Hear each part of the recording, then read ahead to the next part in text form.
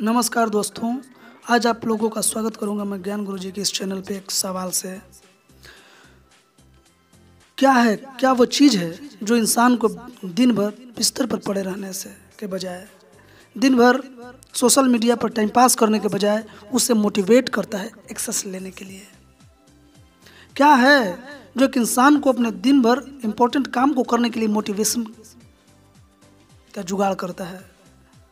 और दोस्तों, इसी सब सवालों के साथ मैं हाजिर हूँ आप लोगों के सामने लेकर पुस्तक ड्राइव, जिसके ऑथर हैं डैनियल पील। और इसमें मोटिवेशन के सूक्ष्म तत्वों को बहुत ही विस्तार से समझाया गया है। क्या होता है मोटिवेशन 1.0, क्या है मोटिवेशन 2.0, क्या है मोटिवेशन 3.0। यानी मोटिवेशन के हर स्किल्स को बारी बारी समझाया गया है। जैसे मोटिवेशन 1.0 में बताया गया है कैरेट एंड स्टिक, जिसका सीधा सा फार्मूला होगा रिवार्ड एंड पनिशमेंट। जो आप लोगों के घर में मोस्ट पेरेंट्स यही टेक्निक को अपनाते हैं, और ये कॉरपोरेट में भी लागू होता है कि अगर आप काम करेंगे तो आपको प्रमोशन मिलेगा, सैलरी इंक्रीमेंट मिलेगा, और काम नहीं करेंगे तो आपको फायर भी किया जा सकता है। बच्चों को पेरेंट्स यही समझाते हैं, पढ़ोगे लिखोगे तो आपको चॉकलेट मिलेगा, आपको मन चाहे चीज़ मिलेगी, नहीं पढ़ोगे तो आपको मार पड़ेगी। तो ये मोटिवेशन 1.0 में समझाया गया। उसी तरीके के यानी मोटिवेशन के हर एक प्रकार को राइटर जो है दो भागों में बांटे हैं। एक होता है इंट्रिंसिक मोटिवेशन और एक एक्सट्रिंसिक मोटिवेशन, अंदरूनी मोटिवेशन। एक होता है बाहरी मोटिवेशन। तो अंदरूनी मोटिवेशन को मोटिवेशन 3.0 में समझाते हुए बोले कि ये मास्टरी से आता है। आप अपने काम को लगातार कंटिन्यू करते जाते हैं, और जो मोटिवेशन उस इंफॉर्मेशन के प्रोसेस से आपके अनुभव में शामिल होकर बनता है, वो होता है आंतरिक मोटिवेशन। तो बहुत ही विस्तार से इस पुस्तक को समझने का प्रयत्न कीजिए। उम्दा पुस्तक है, इसमें मोटिवेशन समझ गए तो ज़िंदगी आपको समझ गई। तो दोस्तों, यहीं तक। आप अगर इस चैनल पर नए हैं तो चैनल को सब्सक्राइब जरूर कीजिए, और हमारे चैनल में यहाँ तक आने के लिए आ गए हैं तो इस चैनल के प्लेलिस्ट में जाइए। वहाँ पे आपको मोर देन 20 पुस्तक अवेलेबल है, मोर देन 125 वीडियो आपको मिलेगा, जो पूरी की पूरी मोटिवेशन पे आपको पर्सनालिटी डेवलपमेंट है उसको एक्टिवेट करेगा, उसमें मोटिवेशन जगाएगा। किस तरीके से आपको एक्सेस लेना है अपने जीवन में, किस तरीके से आपको नेक्स्ट लेवल पे जाना है। तो प्लेलिस्ट में मैं बात कर रहा हूँ तो बता दूँ, अगर प्लेलिस्ट में आप जाएंगे तो वहाँ पर ऑडियो बुक से बना है, जिसमें मोर देन 20 पुस्तक अवेलेबल है। जिसमें आपको मिलेगा Millionaire fast lane, automatic Millionaire. अगर आप सीक्रेट के रहस्यों को समझना चाहते हैं तो उसमें आपको सीक्रेट मिलेगा, रोंडा बर्न द्वारा लिखित। उसमें एक पुस्तक ऑटोमेटिक मिलेनियर है, उसमें पुस्तक है थिंक लाइक मॉन्क। ये पुस्तक बहुत ज़रूरी है कि किस तरीके से ध्यान के माध्यम से, मेडिटेशन, एक्सरसाइज और अपने ब्रेन को खुराक देकर, जैसे जीवन में ज़रूरत होता है शारीरिक शक्ति को ग्रोथ करने के लिए आपका भोजन, आपका डाइट, उसी तरह मानसिक ग्रोथ को नेक्स्ट लेवल पे ले जाने के लिए ज़रूरी होता है दोस्तों मेडिटेशन का। अगर सही मेंटल डाइट अगर आपके दिमाग को नहीं मिल रहा है तो समझिए आप बीमार होते जा रहे हैं। तो बहुत ही उम्दा तरीके से थिंक लाइक मॉन्क में समझाया गया है। उसी तरीके से तमाम पुस्तकों आपको मिलेगा। अगर आप बात नहीं करना चाहते हैं, आप शर्मिला प्रवृत्ति के हैं, आपको पब्लिक में बात करने से दिक्कत होता है, तो उससे संबंधित पुस्तक मैंने उस पुस्तक में how to talk to anyone. तो इस तरीके के तमाम पुस्तक आप ड्राइव में जाकर देखेंगे तो आपको मिलेगा, और बिना किसी हेजिटेशन के आप हर एक पुस्तक को बारी बारी से समझिए। सबसे पहले स्टार्ट कीजिए, एक अलग से मैं फुल वीडियो बना दिया हूँ आत्म अनुशासन की शक्ति, क्योंकि कोई भी काम को करने के लिए आत्म अनुशासन की जरूरत होता है। और जब तक आपके अंदर का आत्म अनुशासन नहीं जागेगा, आप सब तक डिसिप्लिन में नहीं आएंगे, तब तक समझिए कुछ नहीं करेंगे। तो उसमें आत्म अनुशासन संबंधित 12 आत्म अनुशासन बताएं, स्वयं पर आत्म अनुशासन कैसे करना है, किस तरीके से आगे बढ़ना है, कैसे जाना है। तो ये तमाम तरह की बातों को समझने के लिए आप हमारे चैनल को सब्सक्राइब जरूर कीजिए, और वीडियो को लाइक करके अपने ग्रुप में शेयर कर दीजिए। और दोस्तों, आप लोगों को सामने मैं एक शेयर करूंगा अपना स्क्रीनशॉट स्टूडियो का, जिसमें 90% से अधिक लोग वीडियो को तो देखते हैं लेकिन सब्सक्राइब नहीं करते हैं। तो अगर मेरे विचार चैनल आपको वैल्यू प्रोवाइड कर रहा है तो ज़रूर इसको सब्सक्राइब कर दीजिए। तो देखिए फ्री है, कोई पैसा लगने वाला नहीं है। दूसरी बात, हम बहुत ही करीब हो गए हैं अपने 1000 सब्सक्राइबर को पूरा करने के लिए, तो आप मेरी मदद कीजिए, चैनल को ग्रो करने में अपना सपोर्ट मुझे ज़रूर प्रदान करिए। इसी आशा के साथ मैं आप लोगों के सामने पुस्तक प्रस्तुत करता हूँ, द ड्राइव। आपसे एक सवाल करना चाहूँगी, आपके हिसाब से ऐसी वो कौन सी चीज़ है जो कि किसी भी इंसान को दिन भर बिस्तर पर पड़े रहने के बजाय, सारा दिन सोशल मीडिया और गेम्स खेलकर अपना दिन बर्बाद करने के बजाय उसे सारा दिन काम करने के लिए और एक्शंस लेने के लिए मोटिवेट करती है? एक इंसान कैसे सुने जो मन चाहे। आपने अक्सर देखा होगा लोगों को हायर सैलरी पाने की चाहत में हार्ड वर्क करते हुए और स्टूडेंट्स को ए ग्रेड पाने के लिए मन लगाकर पढ़ाई करते हुए और किसी भी कॉम्पिटिटिव एग्जाम को क्लियर करने की चाहत में टाइम से पहले सेंटर पर पहुंचते और प्रेस्क्राइब्ड टाइम के अंदर हर एक बॉक्स को टिक करते हुए देखा है ना? तो आखिर मैं इन सभी चीज़ों के बारे में आपसे बात क्यों कर रही हूँ? अब शायद आप ये सोच रहे होंगे। यहाँ सवाल ये है कि ऐसी कौन सी पावर है जो लोगों से इतनी मेहनत करवाती है? जी हाँ, सही सोचा आपने, रिवॉर्ड्स पाने की उत्सुकता और पनिशमेंट्स का डर। हम इंसानों के पास एक बायोलॉजिकल ड्राइव है जिसमें भूख, प्यास और इंटरकोर्स शामिल हैं, लेकिन हमारे पास एक और चीज़ है जो काफ़ी लंबे समय से हमारे लिए काम कर रही है, और वो है रिवॉर्ड्स और पनिशमेंट्स, जिसके लिए और जिसकी वजह से बहुत से लोग काम करते हैं। लेकिन 20th सेंचुरी में कुछ साइंटिस्ट्स ने ये पता लगाना शुरू किया कि हम ह्यूमंस के पास एक थर्ड ड्राइव भी होती है, जिसे कुछ लोग आंतरिक प्रेरणा मतलब इंट्रिंसिक मोटिवेशन कहते हैं। कई दशकों से बिहेवियरल साइंटिस्ट्स इस थर्ड ड्राइव पर काम कर रहे हैं और पता लगा रहे हैं कि आखिर ये थर्ड ड्राइव कैसे काम करती है और कैसे एक्टिव होती है। लेकिन आज भी बहुत से ऐसे लोग हैं जिन्हें लगता है कि कैरेट एंड स्टिक फॉर्मूला ही है जिससे आप किसी से भी काम करवा सकते हैं। लेकिन काश बिजनेसेस भी इस नई समझ को पकड़ पाते। अगर आप अपनी ऑर्गेनाइजेशंस को स्ट्रॉन्ग करना चाहते हैं, अपने लिविंग स्टैंडर्ड्स को हाई करना चाहते हैं और दुनिया को सभी के जीने के लायक एक बेहतर प्लेस बनाना चाहते हैं, तो हमें साइंस क्या जानती है और बिजनेसेस क्या करते हैं, इन दोनों के बीच के गैप को फिल करने की ज़रूरत है। आप यकीन नहीं मानेंगे, लेकिन यही वो थर्ड ड्राइव है जो एक टास्क को कंप्लीट करने की खुशी किसी को देती है और उस काम को एंजॉय करना किसी भी इंसान को सिखाती है। ड्राइव उन सभी फोर्सेस के बारे में बताती है जिससे हमें ये पता चलता है कि ऐसी कौन सी पावर है जो हमारे अंदर मोटिवेशन को बनाए रखती है, किसी भी चीज़ को हासिल करने के लिए या फिर लाइफ में कुछ भी करने के लिए। डेनियल एच पिंक ने कई सालों तक इस टॉपिक पर काम किया है और उसके बावजूद उन्हें ये टॉपिक काफ़ी इंटरेस्टिंग लगता है क्योंकि इसके पीछे की साइंस काफ़ी सरप्राइजिंग और फ्रीकिंग है। आइए जानते हैं कैसे, बुक के फर्स्ट पार्ट से, जो कि एक न्यू ऑपरेटिंग सिस्टम के बारे में बताती है। दोस्तों, कंप्यूटर्स की तरह ही हमारी सोसाइटी में भी एक ऑपरेटिंग सिस्टम होता है। ज़्यादातर ये इनविजिबली काम करता है, लेकिन यहाँ पर भी कुछ इंस्ट्रक्शंस और प्रोटोकॉल्स का एक सेट होता है जिस पर सब कुछ चलता है, जिसे हर कोई फॉलो भी करता है और ये सबकी मजबूरी है। ऑथर बताते हैं कि मोटिवेशन का फर्स्ट ऑपरेटिंग सिस्टम जिसके वजह से आप और हम जिंदा हैं, वो मोटिवेशन 1.0 कहलाया, जो हम ह्यूमंस की एग्जिस्टेंस के बारे में था।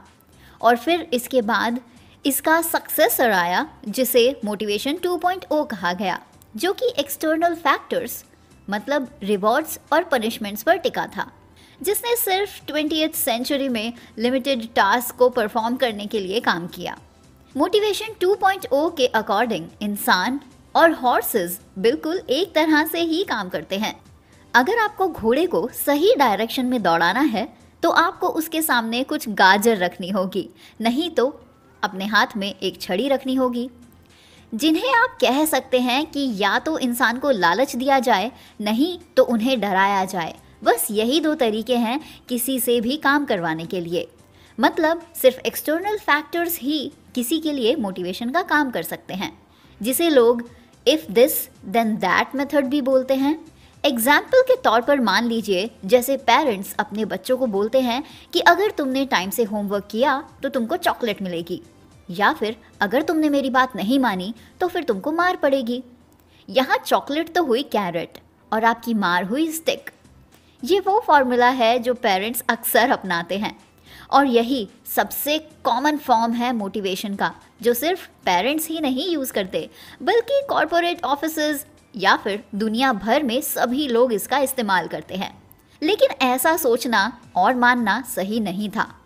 ऐसा इसीलिए क्योंकि ह्यूमंस को मैनिपुलेट करना जितना आसान लगता है, ये उतना आसान है नहीं। और हम ह्यूमंस प्रेडिक्टेबल भी नहीं होते, क्योंकि हमें पता होता है कब और क्या करना हमारे लिए फ़ायदेमंद रहेगा।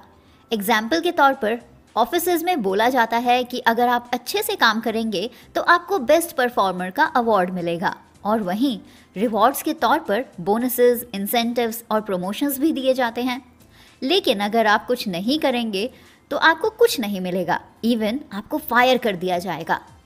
हार्वर्ड बिजनेस स्कूल टेरेसा एमेबाइल के रिसर्चर्स ने पाया कि एक्सटर्नल रिवॉर्ड्स और पनिशमेंट्स जैसे कि carrots and sticks, algorithmic task जिसमें रूटीन वर्क आता है, ये वो काम होते हैं जो दूसरे हमें बताते हैं कि कोई काम कैसे किया जाना चाहिए।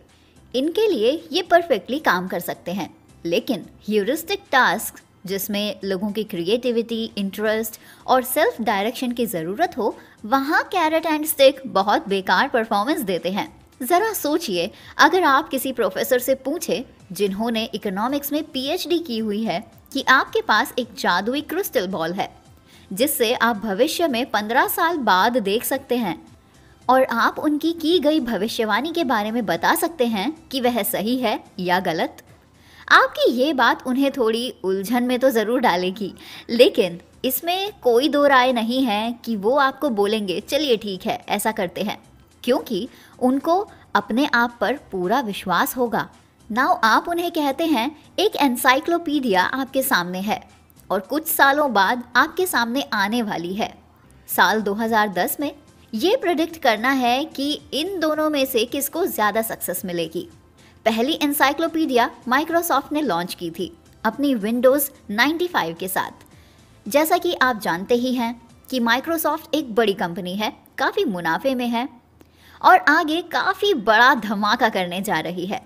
माइक्रोसॉफ्ट एनसाइक्लोपीडिया को फंड करेगी और अपने प्रोफेशनल राइटर्स और एडिटर्स को हज़ारों आर्टिकल्स लिखने के लिए पैसे भी देगी, और इन सभी कामों पर नज़र रखने के लिए अच्छे मैनेजर्स को रखा जाएगा जो इस बात को कंफर्म करें कि सारा काम सही समय पर और सही कीमत पर किया जाए।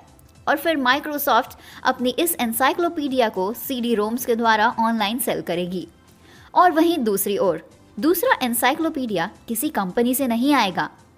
इसे डेवलप करेंगे हज़ारों लोग जो राइटिंग और एडिटिंग को सिर्फ अपने शौक के तौर पर करते हैं, और ऐसे लोगों को किसी तरह की स्पेशल क्वालिफिकेशन की ज़रूरत नहीं है और किसी को इसके लिए पैसे भी नहीं दिए जाएंगे।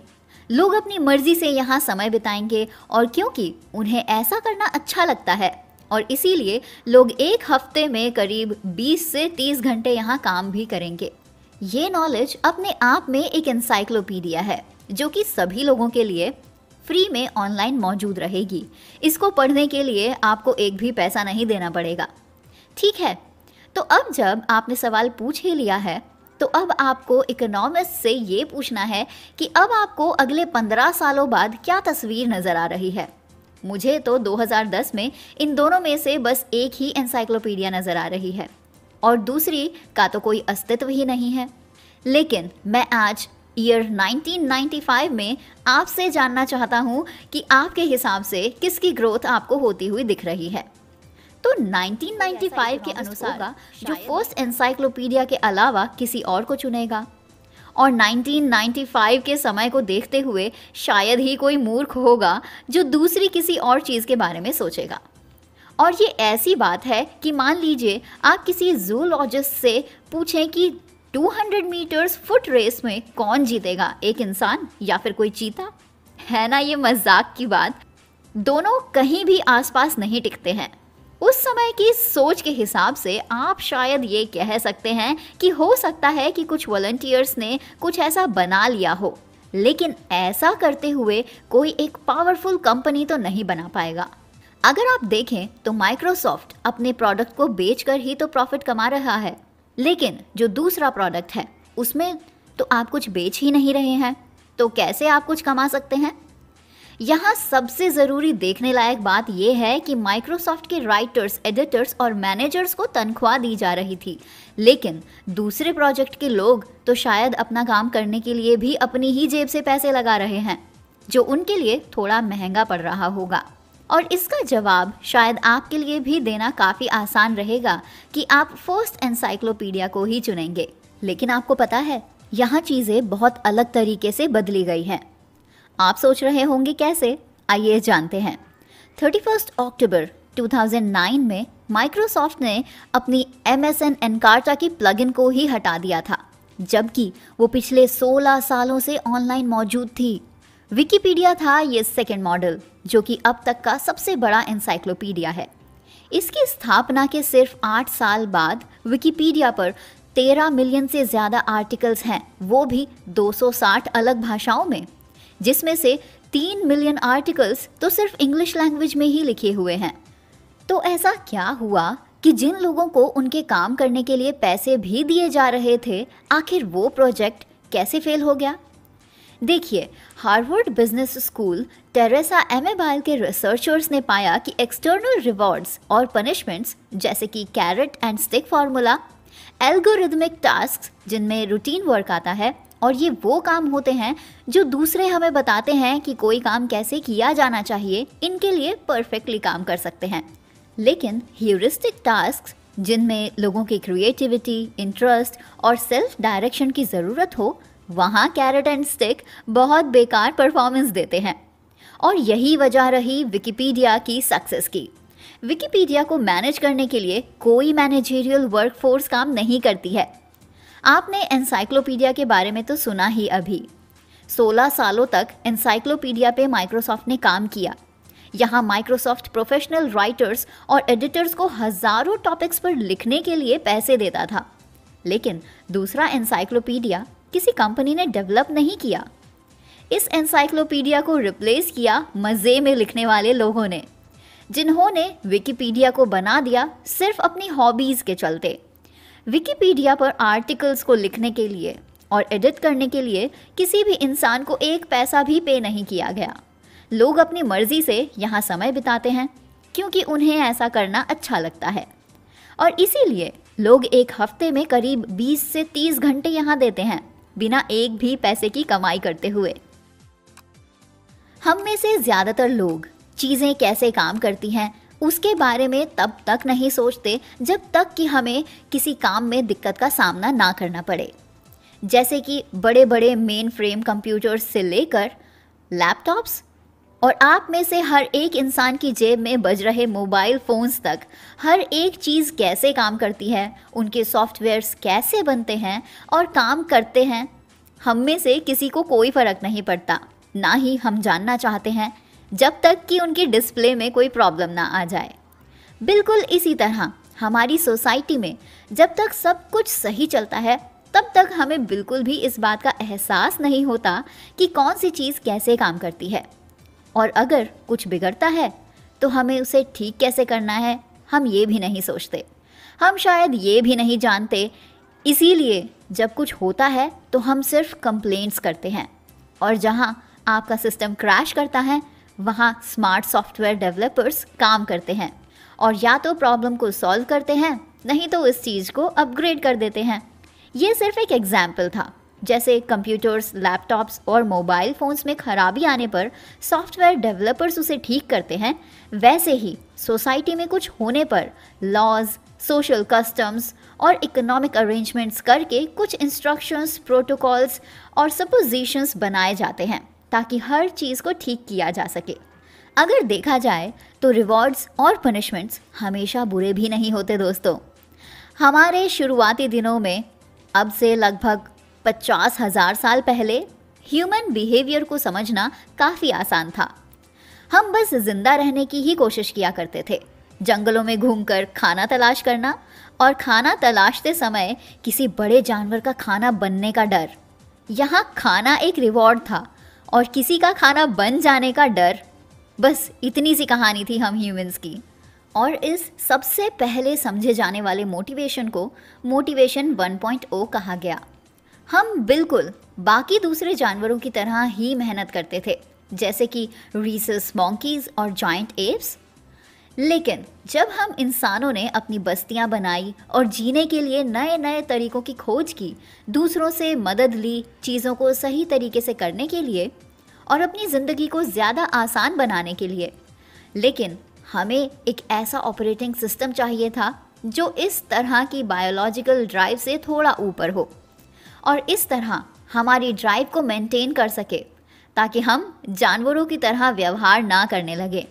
इंजीनियरिंग के इस रिमार्केबल कल्चर के उस दौर में ये सोचे बिना कि हमारे पास क्या है और उसी में खुश हो जाएं, ये सोचें कि हम अपनी ज़िंदगियों को बेहतर कैसे बना सकते हैं, उस पर काम करना शुरू करें। इस तरह के नए विश्वास के साथ जब लोगों ने अपने काम करने के लिए नए तरीकों को अपनाया, तो उन्हें पता चला कि हम इंसान सिर्फ बायोलॉजिकल ड्राइव की ज़रूरतों को पूरा करने के लिए ही नहीं बने हैं, और कुछ और ज़्यादा बेहतर ज़िंदगी जीने की इच्छा भी रखते हैं। और इसी से ये पता चला कि हमारे अंदर एक सेकंड ड्राइव भी है, जैसे कि रिवॉर्ड्स को पाने की इच्छा रखना और पनिशमेंट्स को अवॉइड करना। और इस तरह मोटिवेशन 2.0 का जन्म हुआ। आप शायद ये सोच रहे होंगे कि रिवॉर्ड्स और पनिशमेंट्स पर तो जानवर भी रिएक्शन देते हैं, और आपका ऐसा सोचना सही भी है, लेकिन सिर्फ इंसानों ने ही इसके अलावा और भी बहुत से काम किए हैं अपनी ज़िंदगी को बेहतर बनाने के लिए, जैसे कि कॉन्ट्रैक्ट लॉज बनाना और कन्वीनियंस स्टोर्स तक खोलना। ये सब इसी में तो शामिल है। आप शायद ये नहीं जानते होंगे, लेकिन अपने इस सेकेंड ड्राइव से ही हम वर्ल्ड इकोनॉमिक प्रोग्रेस कर सकते हैं, और ऐसा पिछली 2 सदियों से होता आ रहा है। इसके उदाहरण के तौर पर आप इंडस्ट्रियल रिवॉल्यूशन को देख सकते हैं, जहां टेक्नोलॉजिकल डेवलपमेंट्स हुई हैं, जैसे कि steam engines, railroads, widespread electricity, क्योंकि इन सभी एक्टिविटीज़ ने इंडस्ट्रियल ग्रोथ को बढ़ावा दिया है। एक अमेरिकन इंजीनियर फ्रेडरिक विंसलर टेलर का शुरुआती 1900s में मानना था कि सभी बिजनेसेस बेतरतीब और गैर प्रभावी तरीके से चलाए जा रहे हैं, और इसीलिए उन्होंने साइंटिफिक मैनेजमेंट को इन्वेंट किया, जिसे दुनिया भर में लोगों ने एक्सेप्ट किया और उसका इस्तेमाल किया। आप सोचेंगे कैसे? इस अप्रोच को वर्कर्स के लिए सबसे पहले इस्तेमाल में लाया गया था, जो कम्प्लीटली मशीन पार्ट्स पर काम करते थे। अगर वो सही काम सही तरीके से और सही समय पर करेंगे, तभी मशीन स्मूथली चलेगी, वरना नहीं चलेगी। और ऐसा हो, इसके लिए जो मशीन को सही से चलाएगा उसे रिवॉर्ड दिए जाएंगे, और जो नहीं चला पाएगा उसे पनिशमेंट दी जाएगी, क्योंकि आपने अपना काम ठीक से नहीं किया है। लोगों ने तर्क के साथ काम किया, और इसका रिजल्ट ये रहा कि लोगों की ग्रोथ के साथ सिस्टम भी अच्छे से फला फूला। आप ऐसे में सोच सकते हैं कि यहाँ काम तो कोल और ऑयल ने किया था इकोनॉमिक डेवलपमेंट को सुधारने की दिशा में, लेकिन इसके साथ ही कैरेट्स और स्टिक ने भी इक्वली इम्पॉर्टेंट रोल प्ले किया था। मोटिवेशन 2.0 ऑपरेटिंग सिस्टम काफ़ी लंबे समय से हमारी सोसाइटी में काम कर रहा है, और शायद यही वजह है कि आप या हम इसे नोटिस ही नहीं कर पाते कि ये कहीं है भी। और हमें सिर्फ ये पता है कि अगर हमें काम में परफॉर्मेंस को इम्प्रूव करना है, प्रोडक्टिविटी को इंक्रीज़ करना है और एक्सीलेंस को बढ़ावा देना है, तो हमें अच्छे काम को प्रेज़ करना है और बुरे काम को पनिश करना है। अब देखा जाए तो ये मेथड यूज़फुल तो है, लेकिन डेनियल एश पिंक का कहना है कि हज़ारों स्टडीज़ से ये पता चला है कि मोटिवेशन 2.0 हमेशा बेस्ट नहीं होता है, और ये माना गया कि इंसान भी किसी घोड़े से कम नहीं है, जिनको आगे बढ़ाने के लिए लालच के तौर पर क्रंची कैरेट ऑफर की जाए या फिर छड़ी का इस्तेमाल किया जाए उसे चलाने के लिए। अब देखा जाए तो दोस्तों, इस तरह से सिर्फ काम लिया जा सकता है लोगों से, लेकिन लोगों को 100% इन्वॉल्व नहीं किया जा सकता, और ना ही उन्हें एनलाइटनमेंट की ओर ले जाया जा सकता है। और इसीलिए ये तरीका सिर्फ तब तक ही काम कर सकता है जब तक कि इसका समय था, लेकिन जैसे ही 20वीं सदी की शुरुआत हुई, इकोनॉमिक ग्रोथ हुई और लोगों को अपने अंदर और ज़्यादा सोफिस्टिकेटेड स्किल्स को डेवलप करना हुआ, उस समय मोटिवेशन 2.0 अप्रोच ने काम नहीं किया। ऐसा इसलिए क्योंकि MIT मैनेजमेंट प्रोफेसर मैकग्रेगोर ने अपनी स्टडीज़ को इम्प्लीमेंट किया और पाया कि इंसानों के अंदर एक्सटर्नल रिवॉर्ड्स और पनिशमेंट्स फंडामेंटली मौजूद नहीं है। हमें हमेशा इस पर बेस्ड नहीं रहना है। उनका कहना था कि लोगों के अंदर एक और हायर ड्राइव है और वो ड्राइव बिजनेसेस को हाईली बेनिफिट पहुंचा सकती है अगर मैनेजर्स और बिजनेस लीडर्स उनकी इज्जत करें तो। मैकग्रेगोर की इस बात को अमल में लाया गया और कंपनीज में बदलाव भी देखे गए। वर्कर्स के लिए ड्रेस कोड को हटा दिया गया, वर्क शेड्यूल्स में भी थोड़ी फ्लेक्सिबिलिटी लाई गई और बहुत सी ऑर्गेनाइजेशंस में लोगों को अपने तरीके से काम करने की फ्रीडम भी दी गई। लेकिन ये तरीका बिल्कुल नया नहीं था, इसीलिए इसे मोटिवेशन 2.1 अपग्रेड कहा गया और इस जनरल अप्रोच को लगातार काम में लाया गया क्योंकि ये आसानी से समझ आने वाली है, सिंपली मॉनिटर की जाने वाली है और स्ट्रेट फॉरवर्ड फॉलो की जा सकती है। लेकिन कुछ 10 सालों बाद ही इस अप्रोच के नेगेटिव रिजल्ट्स भी सामने आने लगे क्योंकि इससे टेक्नोलॉजीज, बिजनेसेस और सोशल प्रोग्रेस में भी गिरावट देखी गई और ये सामने आया कि ऐसे छोटे मोटे बदलावों से ठीक से किसी भी समस्या से निपट पाना बहुत मुश्किल है और इसीलिए हमें पूरी तरह से एक नए अपग्रेडेड तरीके की ज़रूरत है जो हर परिस्थिति में कारगर साबित हो। ये ऑपरेटिंग सिस्टम हमेशा उन चीज़ों के बारे में सोचने के लिए नहीं है कि हम जो करते हैं उसे कैसे ऑर्गेनाइज करें, हम जो करते हैं उसके बारे में हम कैसे सोचते हैं और हम जो करते हैं उसे कैसे करते हैं, बल्कि ये सिर्फ रिवॉर्ड्स और पनिशमेंट पर बेस्ड होता आया है। इसके रीज़न पर हम सेकेंड चैप्टर में बात करेंगे जहां आप जान सकेंगे कि आखिर क्यों डर और लालच देकर लोगों से हमेशा काम नहीं करवाया जा सकता। तो सबसे पहली वजह यह है कि ये अंदर से आने वाली प्रेरणा मतलब आपके मोटिवेशन को बुझा सकती है। दूसरा ये कि ये किसी की भी परफॉर्मेंस को कम कर सकता है। तीसरा, ये क्रिएटिविटी को कुचल सकता है। चौथी वजह यह है कि ये आपके अच्छे तरीके से सोचने की समझ को भी निकाल सकता है। पांचवा, ये धोखाधड़ी, शॉर्टकट्स और अनएथिकल बिहेवियर को एनकरेज करता है। और छठी वजह यह है कि ये आपको लालची बना सकता है और रिवॉर्ड्स पाने की लत भी लगा सकता है। और आखिरी सातवां पॉइंट ये है कि ये शॉर्ट टर्म सोच और अनरियलिस्टिक सोच को बढ़ावा दे सकते हैं। दोस्तों, इन सभी पॉइंट्स को आप और क्लियरली समझ पाएंगे अब जो मैं आपको बताने वाली हूँ उससे। एक स्टडी जो MIT Massachusetts institute of technology Cambridge में की गई थी, वहाँ कुछ ग्रुप ऑफ स्टूडेंट्स को कुछ चैलेंजेस दिए गए, जैसे कि कुछ नंबर्स को याद रखना, कुछ वर्ड पजल्स को सॉल्व करना और ऐसे ही कुछ डिफरेंट पजल्स, और कुछ फिजिकल टास्क भी दिए गए जिन्हें स्टूडेंट्स को सॉल्व करना था। अब इसी से रिलेटेड उन्होंने कुछ प्राइजेस भी रखे, जैसे कि अगर आपने कुछ अच्छा किया तो आपको इतने पैसे दिए जाएंगे, अगर आपने मीडियम परफॉर्म किया तो आपको उससे थोड़ा ज़्यादा बड़ा गिफ्ट दिया जाएगा, और अगर आपने सबसे बेस्ट परफॉर्म किया तो आपको मैक्सिमम प्राइज मनी दिया जाएगा। और आपने ये चीज़ लाइफ में भी कई बार देखी होगी, जो एम्प्लॉयज़ वर्क प्लेस में अच्छा काम करते हैं उन्हें कंपनी ज़्यादा पैसे देती है इंसेंटिव्स के तौर पर।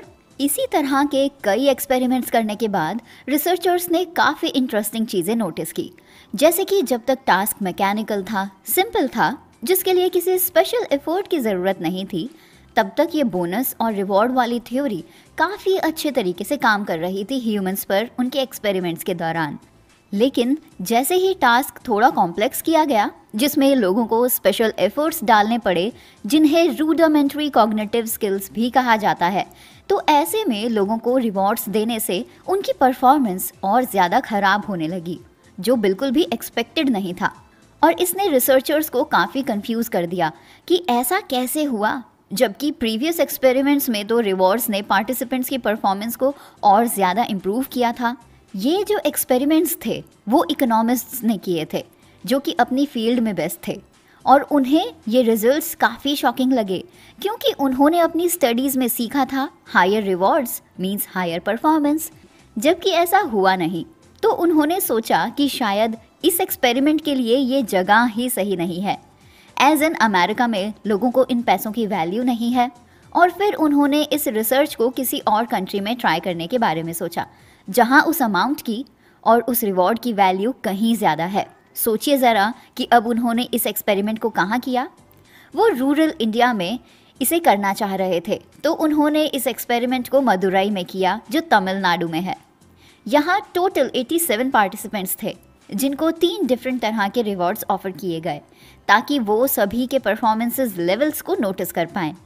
और रिवॉर्ड्स कुछ ऐसे थे कि एवरेज परफॉर्मेंस को रिवॉर्ड में 1 दिन की सैलरी जितना अमाउंट दिया जाएगा। जो उससे बेहतर परफॉर्म करेंगे उन्हें 2 वीक की सैलरी जितना अमाउंट दिया जाएगा। और बेस्ट परफॉर्मर्स को 5 मंथ की सैलरी जितना अमाउंट रिवॉर्ड के तौर पर दिया जाएगा। लेकिन यहाँ पर भी रिजल्ट्स चौंका देने वाले ही सामने आए। स्मॉल और मीडियम रिवॉर्ड्स मिलने वालों की परफॉर्मेंस ऑलमोस्ट एक जैसी ही थी और कोई डिफरेंस नहीं दिखा पैसों की वजह से, बल्कि हायर रिवॉर्ड जिन्हें ऑफर किया गया था उन्होंने यहाँ पर वर्स्ट परफॉर्म किया। और ये सिर्फ 1 या 2 बार नहीं हुआ। इसी तरह के एक्सपेरिमेंट्स कई बार किए गए, जो साइकोलॉजिस्ट्स, सोशियोलॉजिस्ट्स और इकोनॉमिस्ट्स ने अलग अलग जगहों पर किए थे, जहाँ ऐसे ही रिजल्ट्स सामने आए, जिनसे कंक्लूड करा कि motivation 2.0 carrot and stick theory इतनी भी बेस्ट रिजल्ट्स नहीं दे रही है जितने की एक्सपेक्टेड थे। बट यस, अगर टास्क बहुत सिंपल है, जिसमें किसी तरह की क्रिएटिविटी की ज़रूरत नहीं है, तो वहाँ ये थ्योरी आउटस्टैंडिंग काम कर रही है। लेकिन शायद ये बेस्ट स्ट्रैटेजी नहीं है क्रिएटिव टास्क को परफॉर्म करने के लिए और खुद को या दूसरे लोगों को मोटिवेट करने के लिए। तो इन रिसर्चेस और एक्सपेरिमेंट्स से ये तो प्रूव होता है कि मनी एक मोटिवेटर की तरह काम तो कर सकता है, लेकिन फैक्ट ये है कि अगर आप हर बार प्राइज मनी बढ़ाते जाएंगे, ये तभी काम करेगा। जब आप उन्हें इनफ पे करेंगे, ऐसा तभी होगा। लेकिन अगर आपने ऐसा नहीं किया तो लोग काम ही नहीं करेंगे। तो यहाँ 2 तरीके हैं, यही कि आप हर बार इतना पैसा दें जो इंसान को इनफ लगे और वो काम करे, नहीं तो आप मनी को इस तरह से इस्तेमाल करें जो इंसान को डिफरेंटली मोटिवेट कर पाए। होता है दोस्तों मोटिवेशन 3.0 का। टॉम सॉयर की book Mark Twain's the adventure of Tom Sawyer के 2nd चैप्टर में एक बहुत ही इंपॉर्टेंट लेसन है जो ह्यूमन मोटिवेशन पर बेस्ड है। उसमें उन्होंने एक इंसिडेंस को शेयर किया है, जिसमें टॉम को आंट पॉली की 810 स्क्वायर फुट फेंस को वाइट वॉश करने का काम दिया जाता है, जो उनके लिए बिल्कुल भी इंटरेस्टिंग नहीं था। Instead it was quite boring for him, लेकिन उन्हें उसे करना पड़ रहा था, ये उनकी मजबूरी थी। लेकिन तभी उनके एक दोस्त उनके पास आते हैं और उनसे कहते हैं कि यार कितना बोरिंग काम कर रहा है तू, चल छोड़ इसे, आजा कहीं बाहर चलते हैं, इसे बाद में कर लेना। तो यहाँ टॉम सॉयर ने उसे एक इंटरेस्टिंग आंसर दिया। उन्होंने अपने दोस्त से कहा, यार तुम पागल हो क्या, ये कोई बोरिंग काम थोड़ी है, ये तो मैं मज़े के लिए कर रहा हूँ, सच बताऊँ तो इसमें बहुत मज़ा आ रहा है। टॉम ने ऐसा बोलकर फेंस को वाइट वॉश करने के टास्क को और ज़्यादा इंटरेस्टिंग बना दिया था। और जब बेन ने टॉम को कहा कि अच्छा इतना मज़ा है तो मुझे भी करने दे, तो टॉम ने उसे मना कर दिया।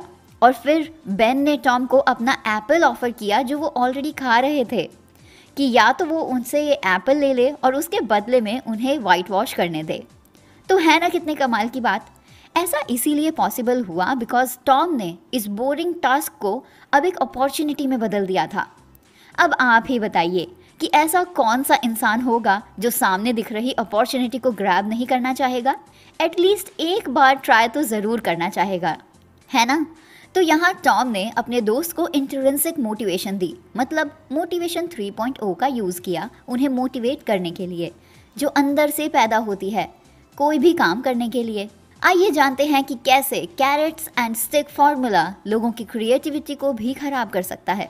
ऐसी ही कुछ स्टडीज़ आर्टिस्ट्स पर भी की गई थी, जिनमें एक आर्टिस्ट ने बताया कि ज़्यादातर समय जब हम किसी से पैसे लेकर उनके लिए काम करते हैं, तो उस आर्ट पीस को बनाते समय सिर्फ काम को एक अंजाम तक पहुंचाना ही दिमाग में रहता है, और उस समय हम काम को अपने पसंदीदा तरीके से नहीं कर पाते, और इसीलिए शायद उसको करना कभी कभी हमारे लिए बोरिंग भी हो जाता है।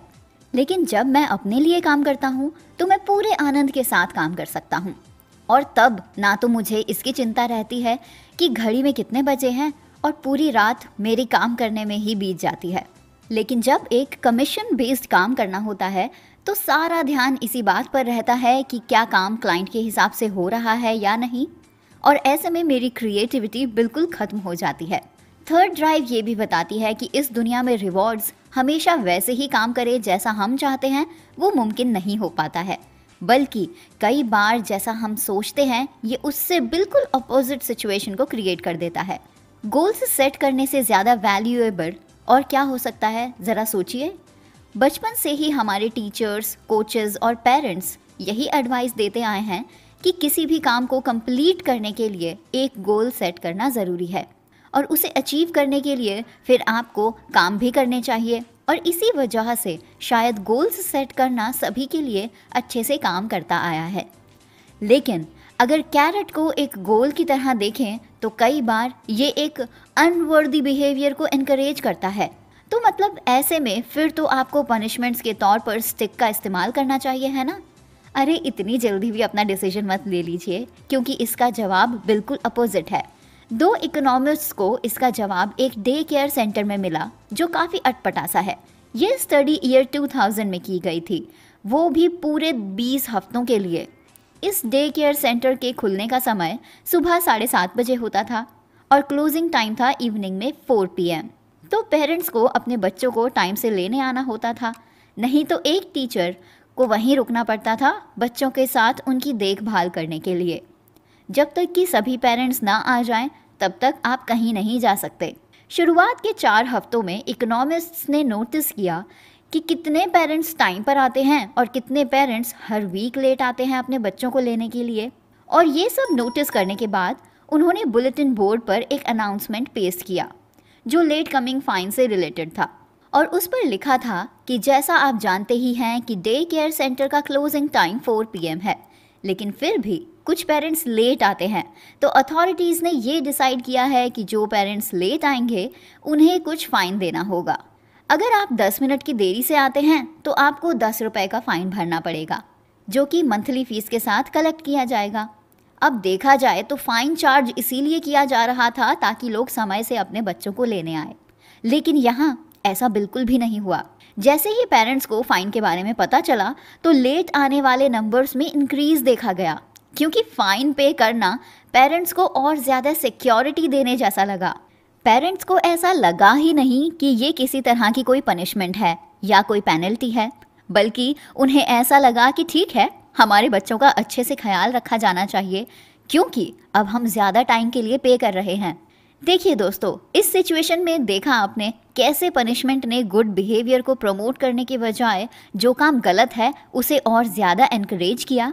एक रीज़न ये भी रहा कि आपने सोचा कि हमेशा की तरह यहाँ भी रिवॉर्ड्स और पेमेंट्स बिल्कुल वैसे ही काम करें जैसा आप सोचते हैं। लेकिन वहीं ऐसी बहुत सी सिचुएशंस हैं जहाँ ये थियोरी काम करती है।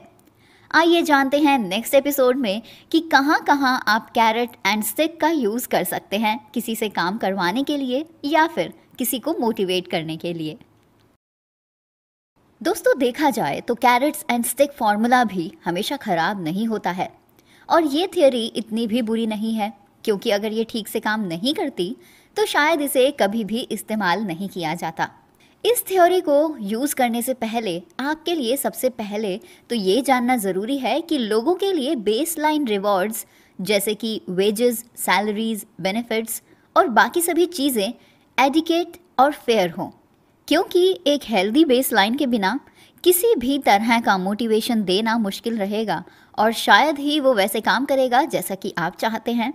लोगों के लिए मोटिवेशन कैसे काम करता है और रिवॉर्ड सिस्टम के बारे में जानने के लिए 1930s में एक साइकोलॉजिस्ट कार्ल डंकर ने एक एक्सपेरिमेंट कंडक्ट किया था, जिसमें उन्होंने पार्टिसिपेंट्स को एक कैंडल, कुछ टैग्स और एक मैच बॉक्स दिया, जिसको यूज़ करते हुए पार्टिसिपेंट्स को कैंडल को वॉल के साथ अटैच करना था ताकि वैक्स टेबल को ख़राब ना करे। सबसे पहले इस एक्सपेरिमेंट से लोगों की फंक्शनल फिक्स्डनेस मतलब जुगाड़ और क्रिएटिविटी के बारे में जाना गया था, जो कि सभी पार्टिसिपेंट्स ने कर दिखाया। लेकिन हाँ, इसमें थोड़ा टाइम ज़रूर लगा था सभी को। लेकिन जब सैम ग्लक्सबर्ग ने इस एक्सपेरिमेंट के बारे में रिसर्च की, तो इस बार एक्सपेरिमेंट्स में पार्टिसिपेंट्स को क्रैश प्राइज भी ऑफर किया गया, जिससे उनकी परफॉर्मेंस थोड़ी खराब हुई। जबकि जिन लोगों को कोई रिवॉर्ड नहीं दिया गया, उन्होंने इस एक्सपेरिमेंट में बेटर परफॉर्म किया था। तो इससे ये बात तो सामने आई कि मोटिवेशन 2.0 मतलब कैरेट एंड स्टिक फॉर्मूला वहाँ बेस्ट परफॉर्मेंस को ट्रिगर करता है जहाँ रूल बेस्ड टास्क परफॉर्म करने होते हैं, क्योंकि इसमें इंट्रिंसिक मोटिवेशन की ज़रूरत कम होती है। और ये तब भी ज़्यादा इफेक्टिव हो सकते हैं जब इस तरह के रिवॉर्ड्स देने वाले लोग इस बात को क्लियरली बताएं कि जो टास्क आप कर रहे हैं उसकी इम्पोर्टेंस क्या है, उसे एक्सेप्ट करें कि ये थोड़ा बोरिंग है, और लोगों को इस बात की ऑटोनॉमी दें कि वो जैसे चाहे इसे कंप्लीट कर सकते हैं, जिससे लोग क्रिएटिव तरीके से परफॉर्म कर पाएं, जैसा कि इस एक्सपेरिमेंट में हुआ था।